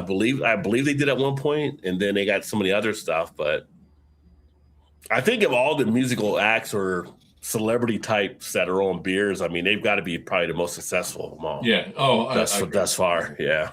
There you go. You're right. Cool. All right. So I just wanted to bring that up. I think it's cool with Sierra Nevada's. Like, I like the fact that they're experimenting with it and doing it in house first, and seeing if it has any legs and can get anywhere, instead of just throwing it in everybody's face and seeing what happens. So they're doing it smart. I mean, they're right now. I mean, I guess really they're number 2, right? They've kind of overtaken Sam Adams as number 2 behind Yingling. Yeah, I think they did move up this year. Yeah. They don't do anything stupid there. No. Ken Grossman's a pretty smart guy. Yeah, I've heard. Yeah. They planned and they moved officially on stuff that. I mean, a lot of times a lot of guys just want to do the beer, but Ken Grossman seems to be pretty good at. If it's not him, he's getting the right people in for the business. He's got the right people. When you got someone who knows beer and also a brewery that can make great beer and also knows the business, has that business acumen. Yeah, absolutely. That's a recipe for beer. So, well, with you guys right there too, I didn't even think about this before. What are your guys' thought on Evil Genius bringing back 21st Amendment? Talking about going coast to coast. You know what? I mean, it's amazing that Evil Genius picked up the brand. I'm really, I got to be honest. I'm not. I see it out there. I see that. Let's put it this way: Hell or High Watermelon is probably one of the Cosman summer beers. Right. Yeah. Right. And it's out there, and that leads me to something else we're going to talk about in a minute before we get to our top threes. But it's out there, and it's the numbers that I've seen so far are pretty much spot on to the numbers that 21st Amendment has had the last several years. So, but I wonder what they're going to do with the rest of the line. Are they just in it for Hell or High Watermelon? I know they released. They had the Brew Free or Die. That's a good one. Yeah, they put Brew Free or Die Blood Orange out. They did. Yeah. Oh, wow. Yeah. But are they going to put out like one of my favorite? It's not my top three, but it's one of my favorite. It's probably my top 10 Christmas ales, and Dave knows this. It's Fireside Chat. Yep. Amazing beer. I wonder if they're going to do that. No, well, I mean, time will tell. We'll find out like later this year. But yeah. Well, speaking of Christmas, there's been rumors there's been some tinkering taking place over at Anchor now. Yep. There's movement. Finally, movement in the Giovanni game. Yogurt's figured out the culture. A little slow getting through the system. Exactly. They finally changed the culture over there. There we go. I was waiting for that. Why did you set him up for that one? Yeah. Oh man. But look. Here's the thing. I'm not waiting.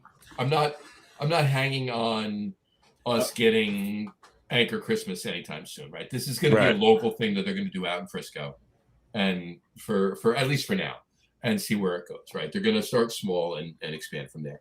But we do have enough people out in the area that if they do release something, we can get it. Right. So, heavy. Yeah. Yeah. Exactly. So, right. So we'll take it from there. But I hope so. It's it's an amazing brand that should not have gone anywhere. That's one of the brands that should not have left. It was just a business decision by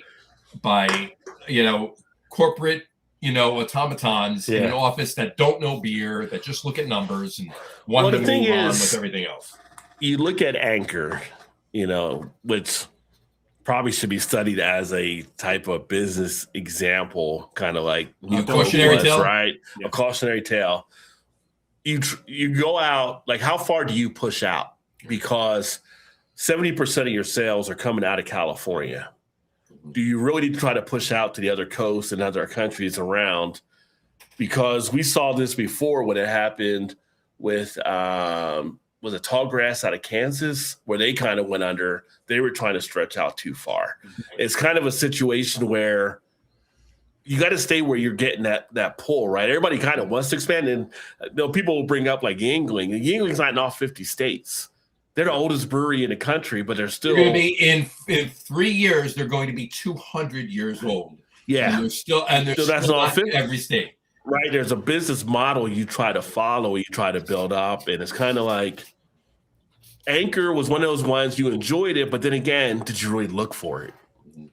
Not usually. I think if it popped up around Christmas, you were like, "Oh, the Anchor Christmas ale." Yeah, we always look for that. You didn't go out of your way, and like when they had like the Foghorn and other stuff took place, that was fine and dandy. But at that time, you didn't have as much competition, right? So competition kind of pushed it back. Right. I agree with you to a point, almost every single point, except when they did get to that expansion, it was warranted. People were buying it. Anchor Steam was really, really hot.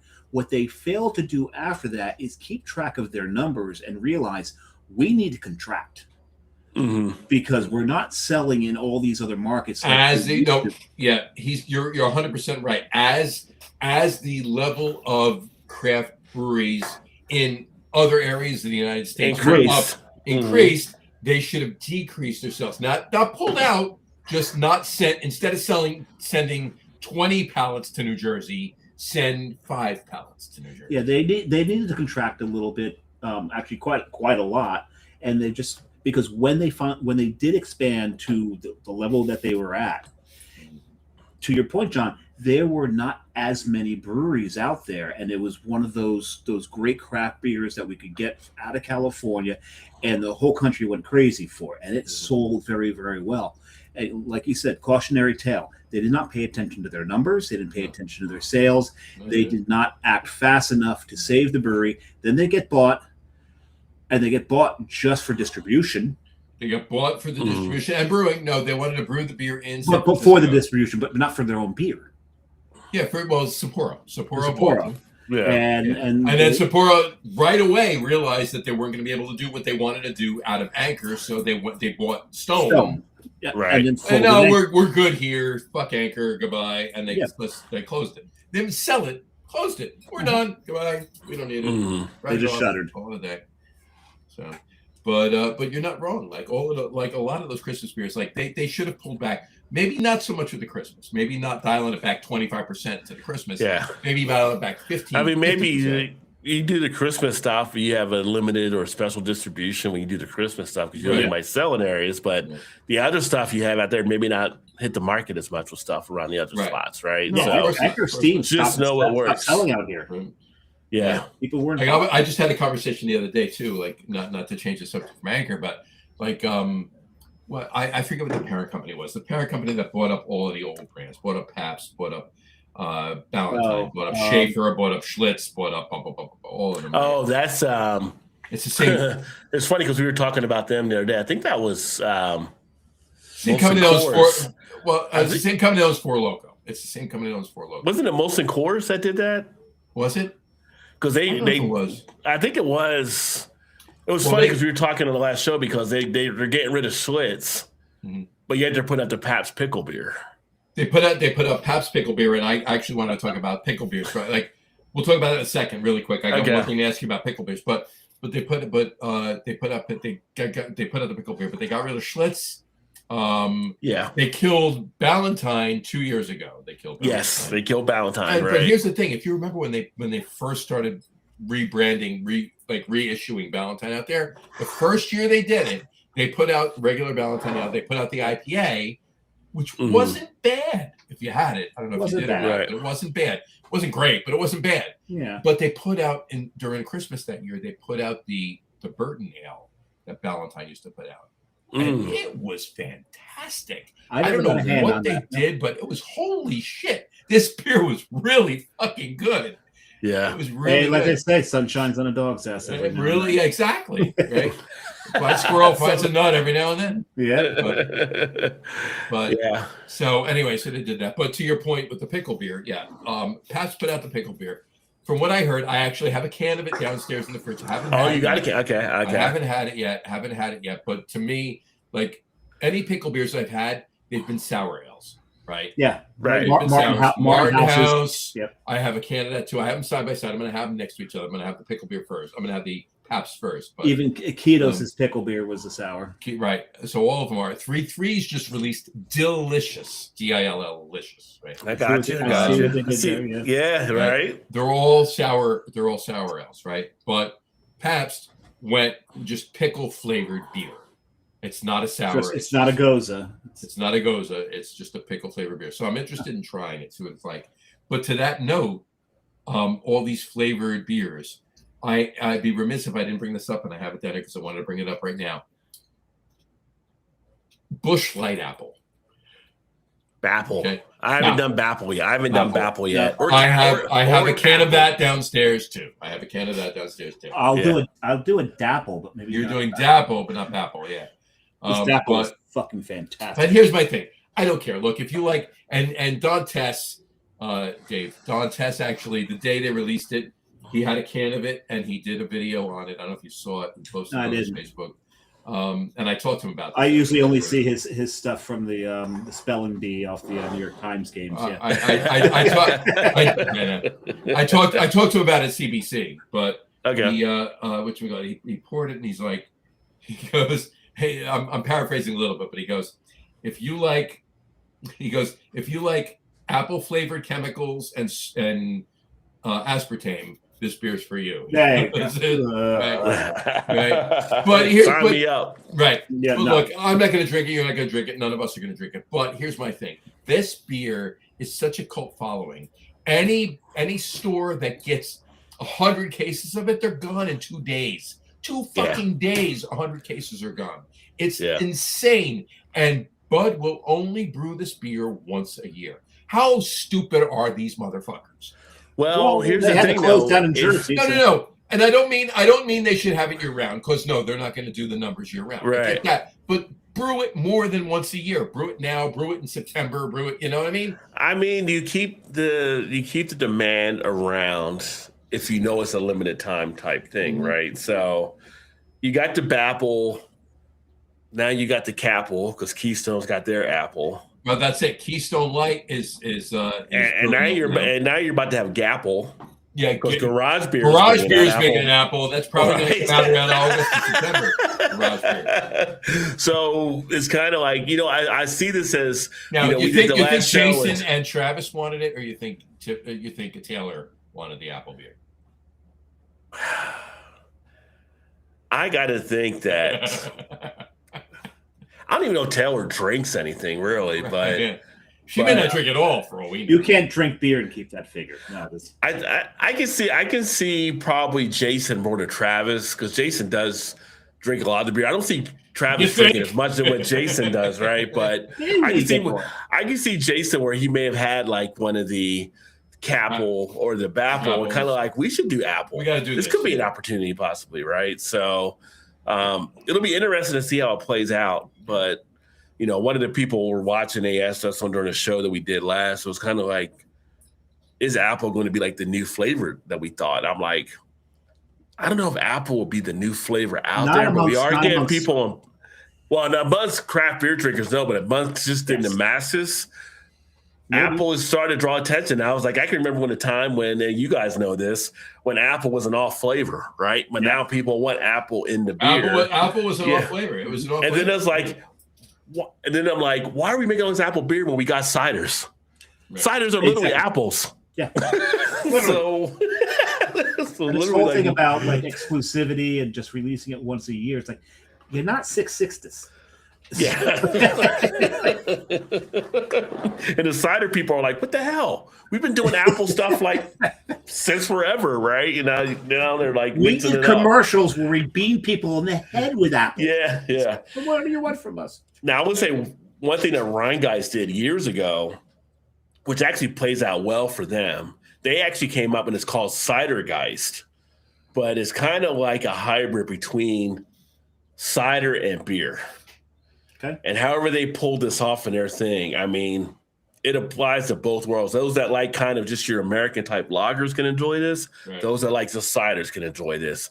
And they got like some different flavors they done with it. That's definitely gotten the attention of folks. So they do that like all year round, and it gave them something to always have on tap for your non-beer drinkers mainly, right? So yeah, it can work. It's interesting to see all these people getting on board, but I don't know. It'll be interesting. Then someone said, well, can it be lemon maybe next? Well, I mean, people love the summer shandy. I don't know why they love it as much as they do, but I'm not a shandy person. No. I'm just like, give me a lemonade at that point, which is actually probably less sweeter than the shandy itself. Yeah. Because I feel like you're getting a sugar overdose, and Wilford Brimley's around the corner every time you have a line in Google. So, diabetes. So, by the way, I just want to point out one thing. When Wilford Brimley was in Cocoon, he looked like he was about 70. He was younger than the three of us are right now. Yeah. Right. Yeah. That's kind of crazy. Thanks for that, right? John. Anytime. Yeah. By the way, my second beer was the Mad Tree Galaxy High that I'm about to finish. Oh, nice. So, that's probably not a bad thing right there at all. Yeah. I want to point this out. If anybody out there wants a summer beer, and this leads me into my next thing I'm going to talk about, wants a summer beer and they're not keen on the lemon and the summer shandy and Leinenkugels or any of that stuff or whatever. And by the way, I got a question for you on that. It just popped in my mind. I'm going to talk to both of you about that in a minute. But this is actually pretty damn good. And Founders released this. We actually had Dylan on the show from Founders. a couple months back. All day peach. There's no peach puree or peach juice or any. It's just from the hops. It's just from the hops. So Laura Hops Strong Peach. This is actually a pretty damn good beer.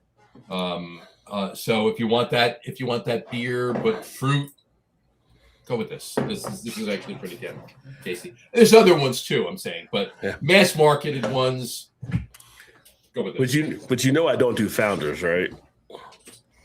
Explain. The history of Founders. Okay. The lawsuits, the racial component, shit, all of that. Yeah. So I don't do Founders at all. Well, there's another reason why I'm a little pissed off, and that's at the parent company, which is San Miguel right now. Oh yeah. Okay. What did they do? They bought Avery as well. Oh, they bought Avery, right? Yeah, they bought both of them, right? So now they left Founders to do whatever they wanted to do, and every beer that Founders has ever brewed, Founders is still brewing. Okay. However, Avery, they've cut their beer back to like 8 or 10 SKUs, and that's it. Yep. The reason they bought Avery is because they wanted a place out west, and 90% or 80% of the tank space out in Avery and Boulder is to brew all day IPA. That's it. They didn't open a brewery, an extra production brewery. They just bought another brewery, killed all their brands, and they're brewing all day IPA. That's what pisses me off. That's not cool. No. Yeah. Well, yeah. I mean, you sell out for the big bucks. You know, you're at the expense of whoever buys you at that point. So, Cool Hand Luke, you may not like it. I may not like it. But boss likes it. Whatever boss wants, boss gets. Boss gets. Right. You're not wrong. Well, that's just irrelevant. And I actually talked to Dylan when we had him on. I talked to Dylan. And I was like, look, you have to do me one favor. And I'll bring this up too. Quick aside, speaking of Philly, got this shirt when I was in Philly with Jess for the Broshi 10 mileage she runs every year.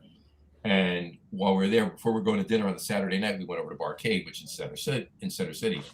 And I had a 2017, 2018 Planked, which is Avery's 16 or 17% rum barrel aged coconut stout. Yes. Oh my God, this thing was. And I've said this before about many beers, but this is the gold tinfoil one. Oh my God, yeah, it was. Yeah. This is one of those beers where I wanted to crack open the glass and lick the inside of it when I was done with it. That's how good this beer is. So I told Dylan, I was like, ISO. So I told Dylan, I was like, you need to do me 2 favors. Or he goes, what? I go, you need to contact anybody out in Boulder at Avery, because he's, he works for San Miguel, obviously, so he works for Avery too. I said, you need to do me 2 favors. Contact anybody out in Avery. You need to get me a case of Old Jubilation. I'm sure there's still some of it sitting around somewhere. I will pay for it. I don't need it for free. I'll pay for the damn thing. Okay. I once got a case of Old Jubilation at one of my spots here that does some special closeouts. $12.99. A case. For a case. They didn't know. I'm like, you got a beer you can sit here and hold on to for a good amount of time, but they were marking it down because they didn't realize what they had. And who am I to correct them? This is your inventory. I'm like, do you have any left? I'll buy a 6-pack. Yeah, no, this was a few years ago, but this place, I got that. I got like New Holland. What's the one with the bird on there? The Poet. The Poet. I got that $12.99 a case. What's that? Cabin Fever, the brown ale, $12.99. Like, I just love when I walk into stores and it's kind of like, we don't know what we're doing, so why don't you help us out? Yeah, okay, I'll help you out. Put it in the cart. Sorry, I didn't mean to interrupt, but you made me think of that. Like, no, it's fantastic. And I told him, I go, you need to get me 2 bottles of Planked too. 2 bottles, not whatever. 2 bottles of Plank. All right, 4 bottles of Plank. Yeah, I said 2 bottles. 1 I want to share with whomever I'm going to share it with. 6 bottles. 8 bottles. I need 16 cases of Plank. We're growing like the Brady Bunch right here. There we go. So, anyway. Yeah, I miss the old beers from Avery. They they were doing some good things. I mean, their tin, the silver wrap, and the gold wrap. You just knew they were like a special type one. Okay. The Beast, I think I had the Beast was one of theirs. Amazing. Yeah, amazing. yeah. And The beers that they brewed, I can't believe. then the rumpkin, the pumpkin with the rum in the middle, like rum. and it was like the 18 like pumpkin. Yeah, that was with the rum So barrel good. aged. So Yeah. good. And I'm not a huge pumpkin type person, but That beer is one of the. That's an exception. Yeah. It's So- like, where's the fire pit? I'm gonna go sit down right here. Exactly. 100%. Wake me Thursday. Yeah. So I gotta ask you. So summer beers. We're not even. I can't even say it's June 9th. All right. Not summer yet, but almost. We are 12 days away from summer. Okay. And we're at the tail end of summer beers. Okay. But of the summer beers that were released this year, which have you had so far this year, if any, and which were your favorites? What would you define for summer? I mean, I don't Anything that's seasonality. anything that's a seasonal release from a brewery. Yeah. I just grab it, It and go. doesn't. So I don't even know. It doesn't matter what it is, as long as it doesn't have to say summer on it. But if it's Yeah. a seasonal release around now, it's a summer beer. So. Well, funny thing too about that, because I got a poll right now that I put up earlier today on my channel. Your favorite beer season: spring beer, summer beer, fall beer, winter beers. Over half are winter beers right now that are winning. So Nice. but summer is second. I'm gonna share that on our Facebook page. So I don't want to reinvent the wheel. I'll share that poll. On ours. Definitely. Yeah. And I say summer, but it's more spring, I guess. Like, and I haven't done one this year, but usually I do. Like Bell's Oberon is usually one of the ones. Oh yeah. I get as the weather breaks. That's a nice one to actually have. You know what sucks about that? Bell's makes so many fucking grilled delicious beers. All right, so many. So to this day, they still make beers, and they're all by New Holland. Yeah, New Belgium now owns. New Belgium now, right? Yeah. But there are whatchamacallit. In New Jersey, we have 3 Bell's beers we get in New Jersey. That's it. Oh wow. Two Hearted, Oberon Light. Mm-hmm. Not even Oberon. Not even Oberon. Oberon Light and Amber. That's it. Yep. That's all we get in New Wow. Jersey. We'll get their winter ale every now and then. So you don't get like the best brown. We get Christmas in Christmas. That's the only other one. Okay. Because like right now, like they put the best brown in our grocery store gets like the brown ale. We don't get the brown ale. We don't get Kalamazoo Stout. We don't get Expedition Stout. We don't get, You gotta go to New York for that. So, I have a bottle of no black note for I you. have a bottle of Black Note, right? I will have it later this year. I will have it. Yeah. Well, that's it. That's it. I actually have a bottle of old fashioned ale that they did, like in probably 2013 or whatever. I had that. So I don't know how it's going to taste, but I have a bottle of it, so we'll find out. Yeah. Anyway, so yeah. So look, for me, I got to tell you, it's probably I'm not trying to be not a company guy, not that I work for Sam Adams or Jim Cook or anything like that, but Sam Summer's pretty solid every year. The summer ale. Yeah. I think that's solid. I enjoy that one. That's pretty solid. Sam Summer, but I got to tell you, Allagash puts out tropical IPA every summer, and it's really, really good. An IPA from Allagash, it's really good. It's a really good IPA they put out, and they do a Maine blueberry ale too. Allagash does every summer, and it's not a collab with Maine Brewing. It's just a Maine blueberry ale Because they're in Maine. Because they're in Maine. Speaking of Sam Adams, here's Cincinnati. I told you guys I'm going to the tap room this weekend, but last time I went out there, they had a Grodzinski. It was done out there. Oh, nice. And that thing was, for those that don't know that are watching, Polish type lager, smoked. It was just like candy bacon and campfire when you had it. I was like, this is solid. And that's why I tell people, this is why you need to go to breweries, right? Because you couldn't get that beer. That's not a beer distributed or canned. You have to go to a brewery to be able to get this beer. Not like that thing. Yeah. I have one of those right over here. So yeah. Where'd you get But that? when you, From you. Same place you got that one. Same time you got that one. but it's like when you go to the breweries, you find out other stuff that is just like opens up a whole different world. It's kind of like, yeah. So, I want to throw this. Speaking about fines, I just had this sitting next to me. I just want to pull this out. This was Excuse a fine me for. while I whip this out. Excuse me while I whip this out. Excuse me while I whip this out. I love that movie so much. What a phenomenal performance So, by Cleon. and- Cleon was amazing. Yeah, I gotta tell you that one of the funniest jokes is Blazing Saddles will air on Channel 5 tonight. It's been edited for TV. It will air from 8 o'clock to 8:05. Yeah.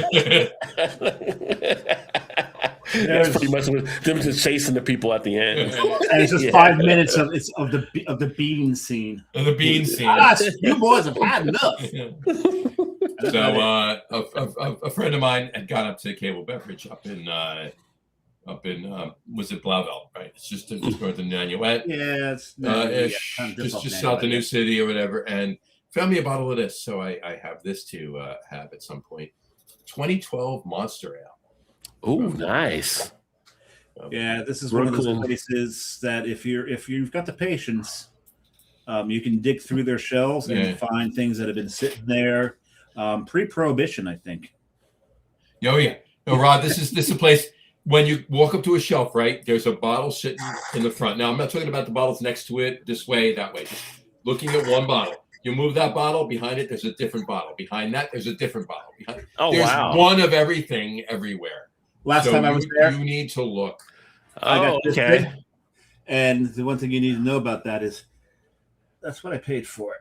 $9.99 for Magnum of 2019. Yeah, I've done that before.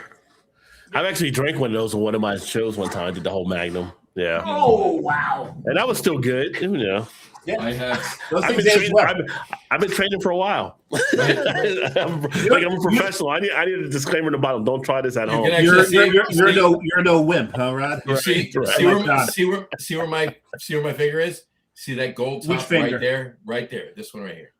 Yeah. Right. Okay. I want to know where your other finger is. He said the gold top, so would that be your gold finger? Oh, okay. Gold finger. He's just a man. Anyway. Anyway. That's a 2016 Magnum. So. Oh, nice. Anchor, yeah. So that's 10 years old this year. I need to crack it this year. So I need that. Yeah, you probably want to get on that. I do. Anyway, and don't pour half of it, you wimp.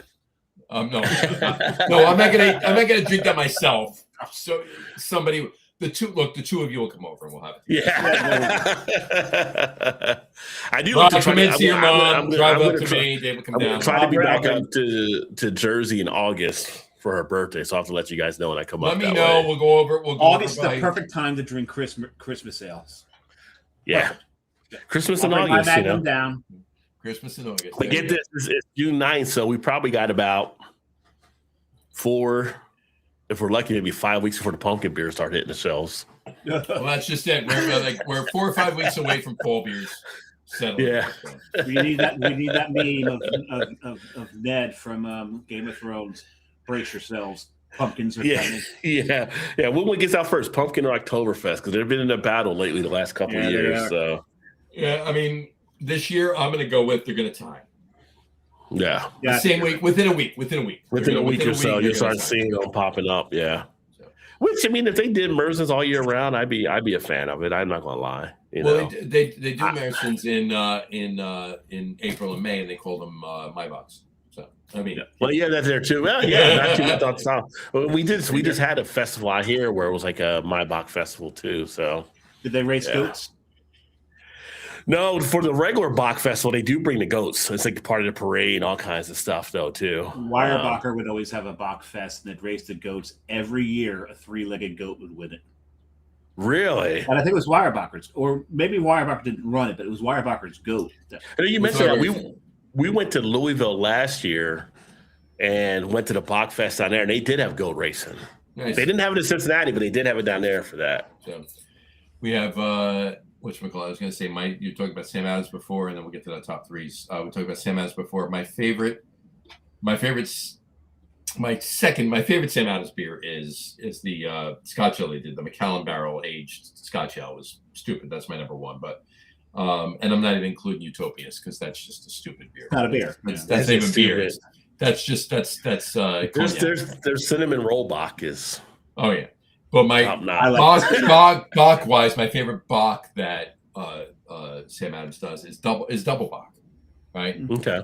All right, it's not a Doppelbock. I mean, it is a Doppelbock, right? It's double Bock, but it's not your standard Doppelbock like I've been drinking for the last 20 minutes, right? It's a double,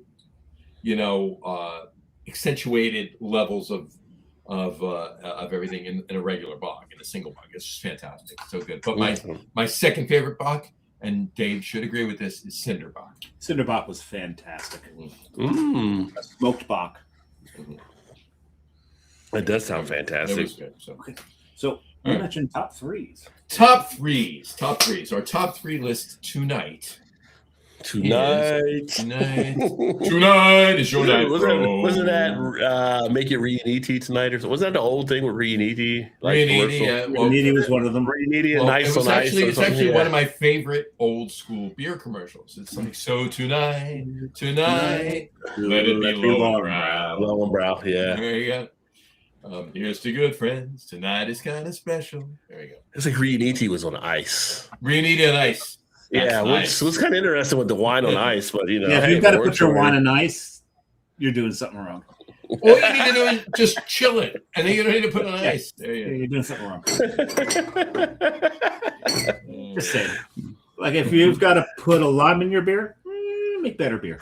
Yeah, it was something growing up back then when we had like little commercials where they had like the little jingles for stuff, Michelob and all of that back in the day, like. Now it's they don't have them anymore. My beer is Rheingold, the dry beer. Try Rheingold wherever you buy beer. It's not bitter, not sweet. It's the extra dry treat. Won't you try extra dry Rheingold beer? There you go. All righty. That predates me, but that's besides the point. Predates me, and I predate you. Predates, yeah. Yeah, exactly. Yeah, predates the three. Said him. He didn't say Dave at first. I was kind of seeing where he was going with that. Like, since Dave was a little older than us, when we were in preschool or kindergarten, he was in what, 8th grade? You said? Yeah. No. That was both. Love it. We don't know if that jingle predates book though. Yeah, no, I'm sure it doesn't predate book because I think it was in the 60s. It was in the probably 65, 66. So yeah, so it doesn't. It's right before us and not too far, right before the three of us. So it doesn't predate book. It doesn't predate book. So anyway, all right, top three list tonight. Our top three list because we got the NBA Finals going on. We got, as pre-mentioned before, a lot that we were talking about. We got the Stanley Cup Finals going on. We got the World Cup coming up starting this weekend. We got forget about driving around. I live 10 minutes from the stadium. Have fun. Exactly. So enjoy. Are you going to the game? You going to the? Okay. No, I can't afford that. So with everything going on, our top three list tonight is top 3 favorite moments in sports history. It could be any sport. Doesn't matter. Not just the main 4 or whatever. Anything. Olympics, World Cup, whatever. Top 3 favorite moments in sports history. Rob, please start us out. That's a tough one because I'm actually not as much now as I used to be, but a pretty big sports junkie. So you mentioned that before. I was kind of like running things through my head, which this weekend is also College World Series. Sure. WVU in their first ever super regional. So that could be huge. And so the country's starting to fall in love. They showed them singing Country Roads on nightly news, and the fans, people are jumping on the bus. Like, the bus is open, so jump on. Root for Mountaineers for this weekend. So I think we played Troy starting out. But, I kind of went through different stuff, and it's like the top 3 sports moments, right? So it could be a sports moment that happened on the field or maybe off the field, but dealing with the sports athlete, I guess, maybe from what I was kind of – and it's like, where do you go with that? There's things like – the women's World Cup team with Mia Hamm and Brandy Chastain back in the day, which was huge for women's soccer. You have It was huge for sports bras too. yeah, and Thank you, Brandy. yeah. The rise was just happened just this weekend with Serena coming back. So between Serena and Venus Williams, what they did in the world of tennis going through and the dominance they had. It was very, very, very dominant. Absolutely. You had things like the first 99-yard run was Tony Dorsett against the Vikings on Monday night when he had 10 people. And it was like everybody was captivated when it happened and stuff. And they're like, they only had 10 people on the field, and it was just like this thing. You have Simone Biles, 2024 Olympic team domination. Sure. And then you have Phelps, what he did on the Olympics, right? Like, so a lot of sports stuff. Ali Frazier, the emergence of Mike Tyson, the run that he actually had. Every fight lasted about 15 seconds. LT winning the MVP for the NFL, which was never seen by a linebacker to win that, right? So that defined other positions. So I went through some different stuff. Kirk Gibson, home run in 88 series, right? Like, we don't talk about that. Shut up. That didn't happen. Will Chamberlain, 100-point game, but I think went through the Dream Team, 92 Dream Team. 11 of the 12 already Hall of Famers. Only one not there is Leitner right now, right? So it's tough. Name it and a guarantee, While we're pantyhose and yeah. But I think, I was kind of looking through some stuff. As far as for me, like kind of would characterize, well, one, even though I wasn't born yet, but knowing sports and knowing history, you got to have Jackie Robinson breaking the color barrier, right? Yeah. Jackie Robinson bringing it, opening up, being the first one to open up the league there, and what he actually did. And I can't remember the name of the commissioner, though, too. I was actually watching the Jackie Robinson movie the other day, as a matter of fact, but Harrison Ford played him in the movie. And it's just like, that was not a huge, like one of the huge sports moments that we've had. And then I had Magic Johnson and his HIV announcement. Because literally when he had that announcement, I remember that day is still as clear as being in, like everything stopped. And everybody, like, nobody was going to classes. We were all in the student union, had a big TV. Everybody's just the TV, and it just like changed it. But then his coming out with that opened up so much more that now that people are able to benefit from all the money that was put into the HIV research, right? That kind of led to it and kind of built that up. And then the other one, and I had other ones. Jay, to answer your previous question, Happy Chandler. Okay, excellent. That was the commissioner, that worked with Jackie there. As opposed to Unhappy Chandler. Sad Joey. Yeah. Or Chandler Bing. So both of those were, like, to me, huge. You had Hank Aaron breaking Babe Ruth's record, which, again, I wasn't as in baseball as much. I was a Barry Bonds fan, but it didn't feel the same like Barry Bonds breaking Hank Aaron as it did with Hank Aaron breaking, and just the craziness of it all. And the guy running onto the field as Hank's trying to go around third base, like, who the hell is this guy or whatever? Just get out of my way so I can touch the plate type thing. It was just a whole big thing that took place there. That last one is just tough. I mean, Oscar Robertson, the triple-double season he had back in the Pete Rose becoming the hit king. The actual real Big O. Not this other thing that Pete Rose becoming the hit king. That was huge. The 1980 USA hockey team. I mean, Miracle on Ice. That would happen there. But I think my third one, after mentioning all that good stuff, it had to be just the imagery and the magic of the moment when Tiger Woods hit that shot on the green, and the ball was rolling, and it stopped on the Nike logo, and then it fell in the hole, and the crowd went wild. And really from that point on, I mean, golf was already That built. was Augusta. Yeah, right? Augusta, the Masters. And golf was already having that momentum behind him doing stuff before. But that just pushed golf to the next level. After that, then you start having the Bubba Watsons and all these other guys. Garcia starts playing better. All these other guys. It's just like it opened a whole new door. But it was just everybody was so captivated looking at this little golf ball. And it just like it just stopped there and you had the Nike check mark. And it was just like watching Caddyshack.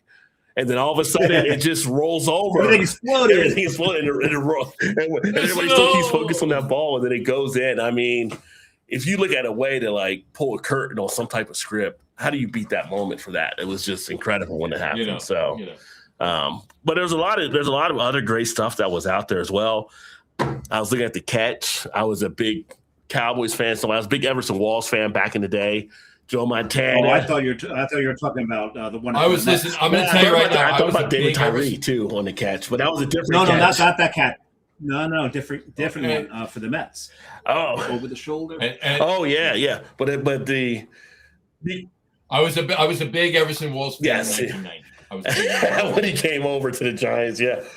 The Giants, right? that and it became an image. It was like posters. It was like a time frozen. Even now, when they show clips. Like the NFL promo, you'll see that in there. And he throws that, and Dwight Clark is there, and Everson's behind. And it was just like it froze in time.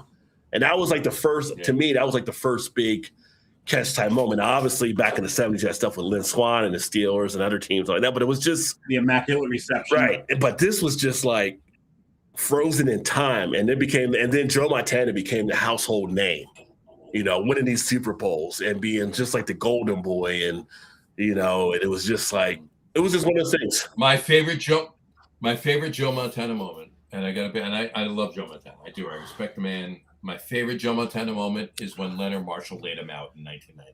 Oh wow! Made him see his ancestors. Yeah.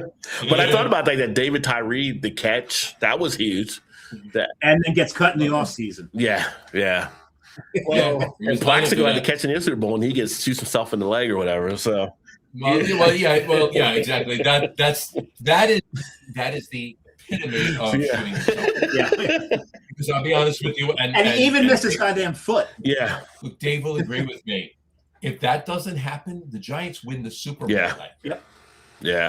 Because you couldn't cover Plax. The Giants would have roller skated past the season. Yeah. So I mean, sports is such a incredible thing in itself. Everybody was like, the whole political type stuff. It's kind of like everybody's like, sports is one of the most political type things out. It's just like people were there. People were kind of you go back to when Jackie Robinson came in. Everybody was had to segregate how they kind of do stuff, and then. Over the years, as people came together and laws were broken down, people were together doing stuff. It just becomes a great melting pot of different things. You have people from old to young to male to female to all different types of things that actually bond over it. I mean, sports is just great in that regard. Yeah. 100%. Yeah. Absolutely. And then, hold on. I got to right here. And you're talking about breaking color barriers and everything else. I took this out, and we talked about Cleveland before, right? Talk about a local Jersey guy. There you go, Larry Doby, right there. Yeah. Right? Yeah. So he was the American. He was number 2, right? He was the American League. He was the American League Jackie Robinson, right there. And you could put, you guys may have, but Magic and Bird. What they brought in the 80s to the 90s. What they did in the 80s. They saved the NBA, and then a kid named Jordan walked through the door, So, which was interesting. There's a story that Magic always tells, and where he's like, they were on a bus or whatever, and him and Larry were there. Jordan gets on or whatever, and Jordan says something to him, like, salutation type thing or whatever like that, and pretty much let him know this is my league now or whatever. Like he tells it, it's just the way only Magic Johnson can tell it, but it's just like I knew, like, yeah, he's good. He's good. I gotta be honest with you. I just wish Magic Johnson would stop spending the money the way he's spending it right now on his baseball team. Well, that's not his money. That's his investors' money. So he can always spend other people's money. No problem. That's true. But he's got like 18 titles now between the different sports he's been a part of and stuff. So he's a Yeah, let's just hope that now that he owns the Washington Redskins, I'm sorry, the Commanders, the Washington Commanders, that he doesn't. I don't know if he has enough magic in his bag for that team. I know Jaden's shown some signs, but I don't know. But, speaking of championships, that's another one. Bill Russell, how do you discount the success and what he did 10 championship player, one as a coach, and just running right through. And, it's a lot of good stuff. That had me thinking. That would have me thinking. Apparently. All right. Samurai, what are your top three? Mine are more. Or 17. No, I was just giving you the process to whittle down. That's all. It wasn't easy. Well, after Rod J's like 39, I'm going to keep it to 3. But mine are more not so much in just the historical value of these, but more just what they kind of meant to me at the time. My number 3, two of them, actually, probably my daughter involved in 2 of them. My number 3, and it's not because of the moment of Lundqvist being named Vezina. That was cool in itself. It's that when my daughter was a little kid and I'd watch hockey, she'd hear the chants of Henrique, and she'd chant along with him. Mm-hmm. But she'd always ended up with, I love Henrique. And so when he won the Vezina, I called her out of her room, like, come here, Henrique's winning a trophy. And she comes out, looks, because now, he's in a suit and tie. She goes, that's not Henrique. She'd never seen him out of his mask and goalie gear before. So to me, that was a special moment. That was awesome. But then it leads into, and I'm going to stick with hockey here, and you brought it up earlier, was the Miracle on Ice. Mm-hmm. I remember watching it. I remember when Eruzione got the go-ahead goal. There was about 10 minutes left on the clock, and it was like the longest 10 minutes of everybody's life right there. And the best thing is, my daughter comes up for spring break every year, and one year we went up to Lake Placid, and we went to. First thing I did was in the Airbnb, I had her watch Miracle, and then we went to the museum. She got to see the goal, the goalie gear, the trophies, and all that. And then when we're done, I walked her over to the arena. We went through these double doors, and she's like, this is where that happened? I said, this is where it happened. She goes, I expected it to be bigger. Everyone has the same reaction. It's such a small little arena. And I'm sticking with hockey for my number 1, actually. 94 when the Rangers win the Cup.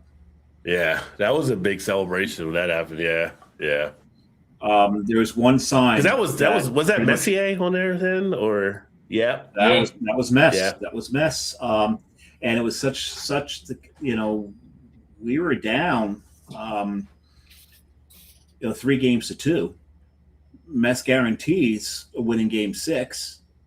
He scores a hat trick in that game. And then it goes to game 7, and in game 7, they're up by 1 goal. There's 3 seconds left on the clock. The face-off is in our zone, and the Ranger fans still don't believe we're going to win the game because it had been so long, so painful. And one guy in the stands had the sign that summed it up for all Ranger fans: I can finally die in peace. Yeah. That was a moment. I was just stunned. I mean, I think I dropped to my knees. Yeah. I just dropped to my knees and just unbelief, in complete disbelief. Like, what the hell? And a week later, the Knicks choked in the. And the thing is, I'd gone to a. Let's hope that doesn't happen this year. I had gone to the Mets game, a Mets game during that, and it was such a wonderful atmosphere because on the way in and even in the stadium, half the people would chant, "Let's go Rangers," and they were answered with, "Let's go Knicks," and it would just bounce back and forth throughout the game. And I felt sorry for the Mets because they're probably thinking, he came to watch us. What the hell? It's like, put a better product on the field. Yeah. Knicks ran into the Rockets, and they figure we got a year where Jordan's not here anymore. We can probably win one, and Just didn't happen. Yep, they did. Yeah. No. I had a pair I'll of give you- humans back in the day too, so I was hoping they would pull one out. Yeah, you and me both. On to you, Johnny. All right, I have no more mention, but I'll mention it afterwards. It's kind of tongue in cheek. My number 3, they're all personal to me. Everything that Rob was talking about before, 100%. There's nothing that he said that wasn't spot on. Absolutely. You can't disagree with anything that came out of his mouth. Nothing. But my number 3. Can you tell my wife that, by the way, Dave? Just saying. Oh, what's that? No. Except for the Gibson home run. Sorry, there was one. Yeah, Kirk Gibson. Yeah, that was the only one that I disagreed with. Yeah, we'll edit that out. It's okay. There was, I mean, as the Dodgers were good, but the Mets should have blown away that World They should have, but it was just that moment, though. Like, the guy couldn't even really run there. If it would have been on the ground, he couldn't run there first. It wasn't even the World Series. It was the NFC champion. It was the Wait a minute. championship. When he hit the home run, wasn't it against the 8? I thought it was a game 7 against the. Okay, all right. So that was going to the series. I just remember the home run and him doing the arm thing and just like, I don't want to. that was knocking the Mets out and then going to the World Series. I didn't even think about the kick 6, dude. That was a huge thing with Auburn, Alabama. Oh God! All right. So mine are. So I'll start. My number 3 is Dave's number 1. So Tuesday, June 14th, 1994, the Rangers beat the Canucks in Game 7, 3-2 at MSG to win their first Cup in 54 years. And they haven't won right? since. And by the way, it's been 32 since then. But they're just getting warmed up then. Another. They're building up ahead of steam. Another. So that means it's another 22 years before we win another Cup, right? Yeah. It's like Yingling, just moving slowly across. Slowly, right? Yeah. My number 2, Sunday, January 25th, 1987. The Giants beat the Broncos in Super Bowl 21 to win their first Super Bowl, 39-20. There you go. All right. They just destroyed. I mean, 14-2 in the regular season. They beat San Francisco 49-3 in the divisional game. They beat the Redskins 17-0 in the championship game, which I was supposed to go to, but I was stuck in a snowstorm in Syracuse. Wow. That's an easy thing to do any time of the year. Yeah, so it sucked. I didn't get to go to the game. I listened to it on the radio, stuck on Route 81 above Binghamton. Listened to it. And that's when my mom had to come in as a quarterback for you guys, Jeff Hostetler. Yeah. Well, no, that was 4 years. Oh, later. was that the other one? Okay. Okay. Yeah. 87 was all Phil Simms. He was the MVP of the Super Bowl. He still holds for that Super Bowl. He still holds the Super Bowl record for pass completion percentage. Yeah. He was 22 of 25 for it was 88% completion. He could, He was, 39-20. They just destroyed him. It was a great game, great season, great everything. 86 was great. 86 season, 87 Super Bowl was great. And my number 1, Monday night, October 27th, 1986. The Mets won the World Series. Jesse Roscoe strikes out the final batter, throws his mitt up in the air. Came down. Game 7, the Mets win. The Mets beat the Red Sox 8-5 in Game 7 to win the World Series. But the reason that this notches out, I know they would have been tied, Giants and the Mets, right? And obviously this is within 3 months of each other, both of these championships, right? But the fact is, I didn't watch that game. I listened to that game on a small little transistor radio because I was at the Giants Monday night football game against the Redskins when the Giants beat the Redskins 27-20 on their way to their 14-2 season to win the Super Bowl.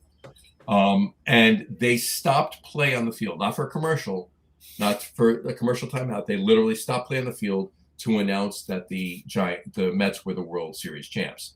And back then, teams didn't travel with fans, right? You go to a Giants game now, half the damn stadium is the away team's fans, right? Back then, it was all Giants fans, right? So Giants fans were either Yankees fans or Mets fans. So the entire stadium erupted because if you're a Mets fan, your team just won the World Series. If you're a Yankees fan, the Red Sox just lost the World Series. Yeah. So that was great. So that's my number 1. And my tongue-in-cheek honorable mention is Saturday, January 17th this year, 2026. The Giants signed John Harbaugh as their new head And he's slowly but surely injuring everybody on the team with his practices. So, Yes. yeah, well, we'll see what happens with Yeah. that. They're all minor injuries, and we'll see what happens with that. But anyway, there you go. Those are my top three. There you go. No, there's some good stuff there for sure. Yeah. But you guys added more of the personal type thing that hit you there too, which is interesting. So, which is all good. Yeah. If I had, Well, it are my top three favorite moments in sports. well, you threw history in there, and that threw it kind of off. In our personal history, per se. Yeah. Because there was also one in '86. I was at the Orange Bowl with my grandfather watching the Sooners beat Penn State for the national championship, and that was pretty special. Yeah. There you go. You know, special. The best part is there was a bunch of Hurricanes fans in the stadium with their little TVs. Yeah. Because they thought that if Penn State beat Oklahoma by just a little bit, and they won the Sugar Bowl, that they'd get the national championship. Yeah, they lost the Sugar Bowl right around halftime. A quarter of the stadium empty, and the Hurricane fans all left. Yeah. There you go. Amazing. All right. All right. This was a great show. It's always fantastic when you come Absolutely. on. You guys always are a great show. 3 hours. Yeah. Absolutely. Can't ever. If it were up to me, I would do a show with the three of us every week. Seriously. Yep. Fantastic. And we should figure out a time to come on your show. Yeah, again. we did. Yeah, that would be good. Yeah. Let us know. That would be good. But we'll talk about that after the show. We'll do it. We'll do an all bombers show. Oh, pop! Yeah.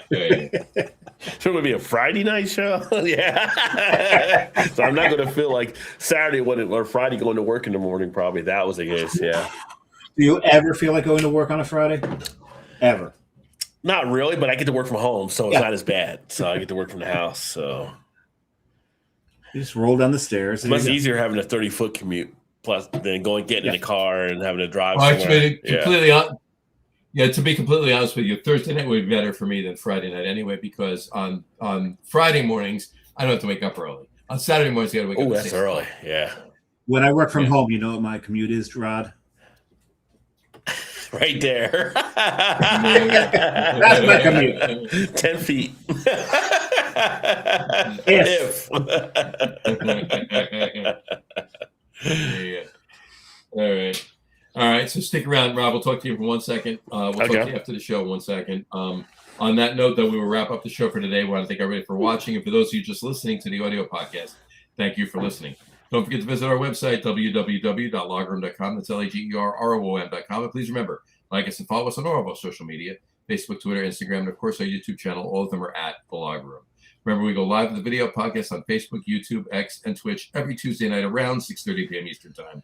And for those of you who just want to listen to the audio podcast, you can do so on our audio host speaker, as well as iHeartRadio, Apple Podcasts, Spotify, Odyssey, Audible, Pandora, Amazon Music, iTunes Music, YouTube Music, TuneIn, Podcast Addict, Castbox, Deezer, Podchaser, Listen Notes. Pretty much anywhere you can find audio podcasts, you will find the Log Room Guys Craft Beer Podcast. And if you haven't done so already, please subscribe to one or more of those feeds, and you will never miss a show.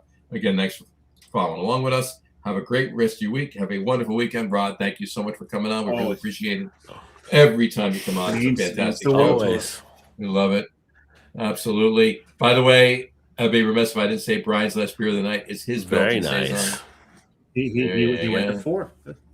He went to 4 because he's no wimp. Yeah, he isn't. There you go. Anyway, have a great rest of your week. Have a wonderful weekend, and we will talk to you next week, folks. Take care. Cheers. Ciao, ciao.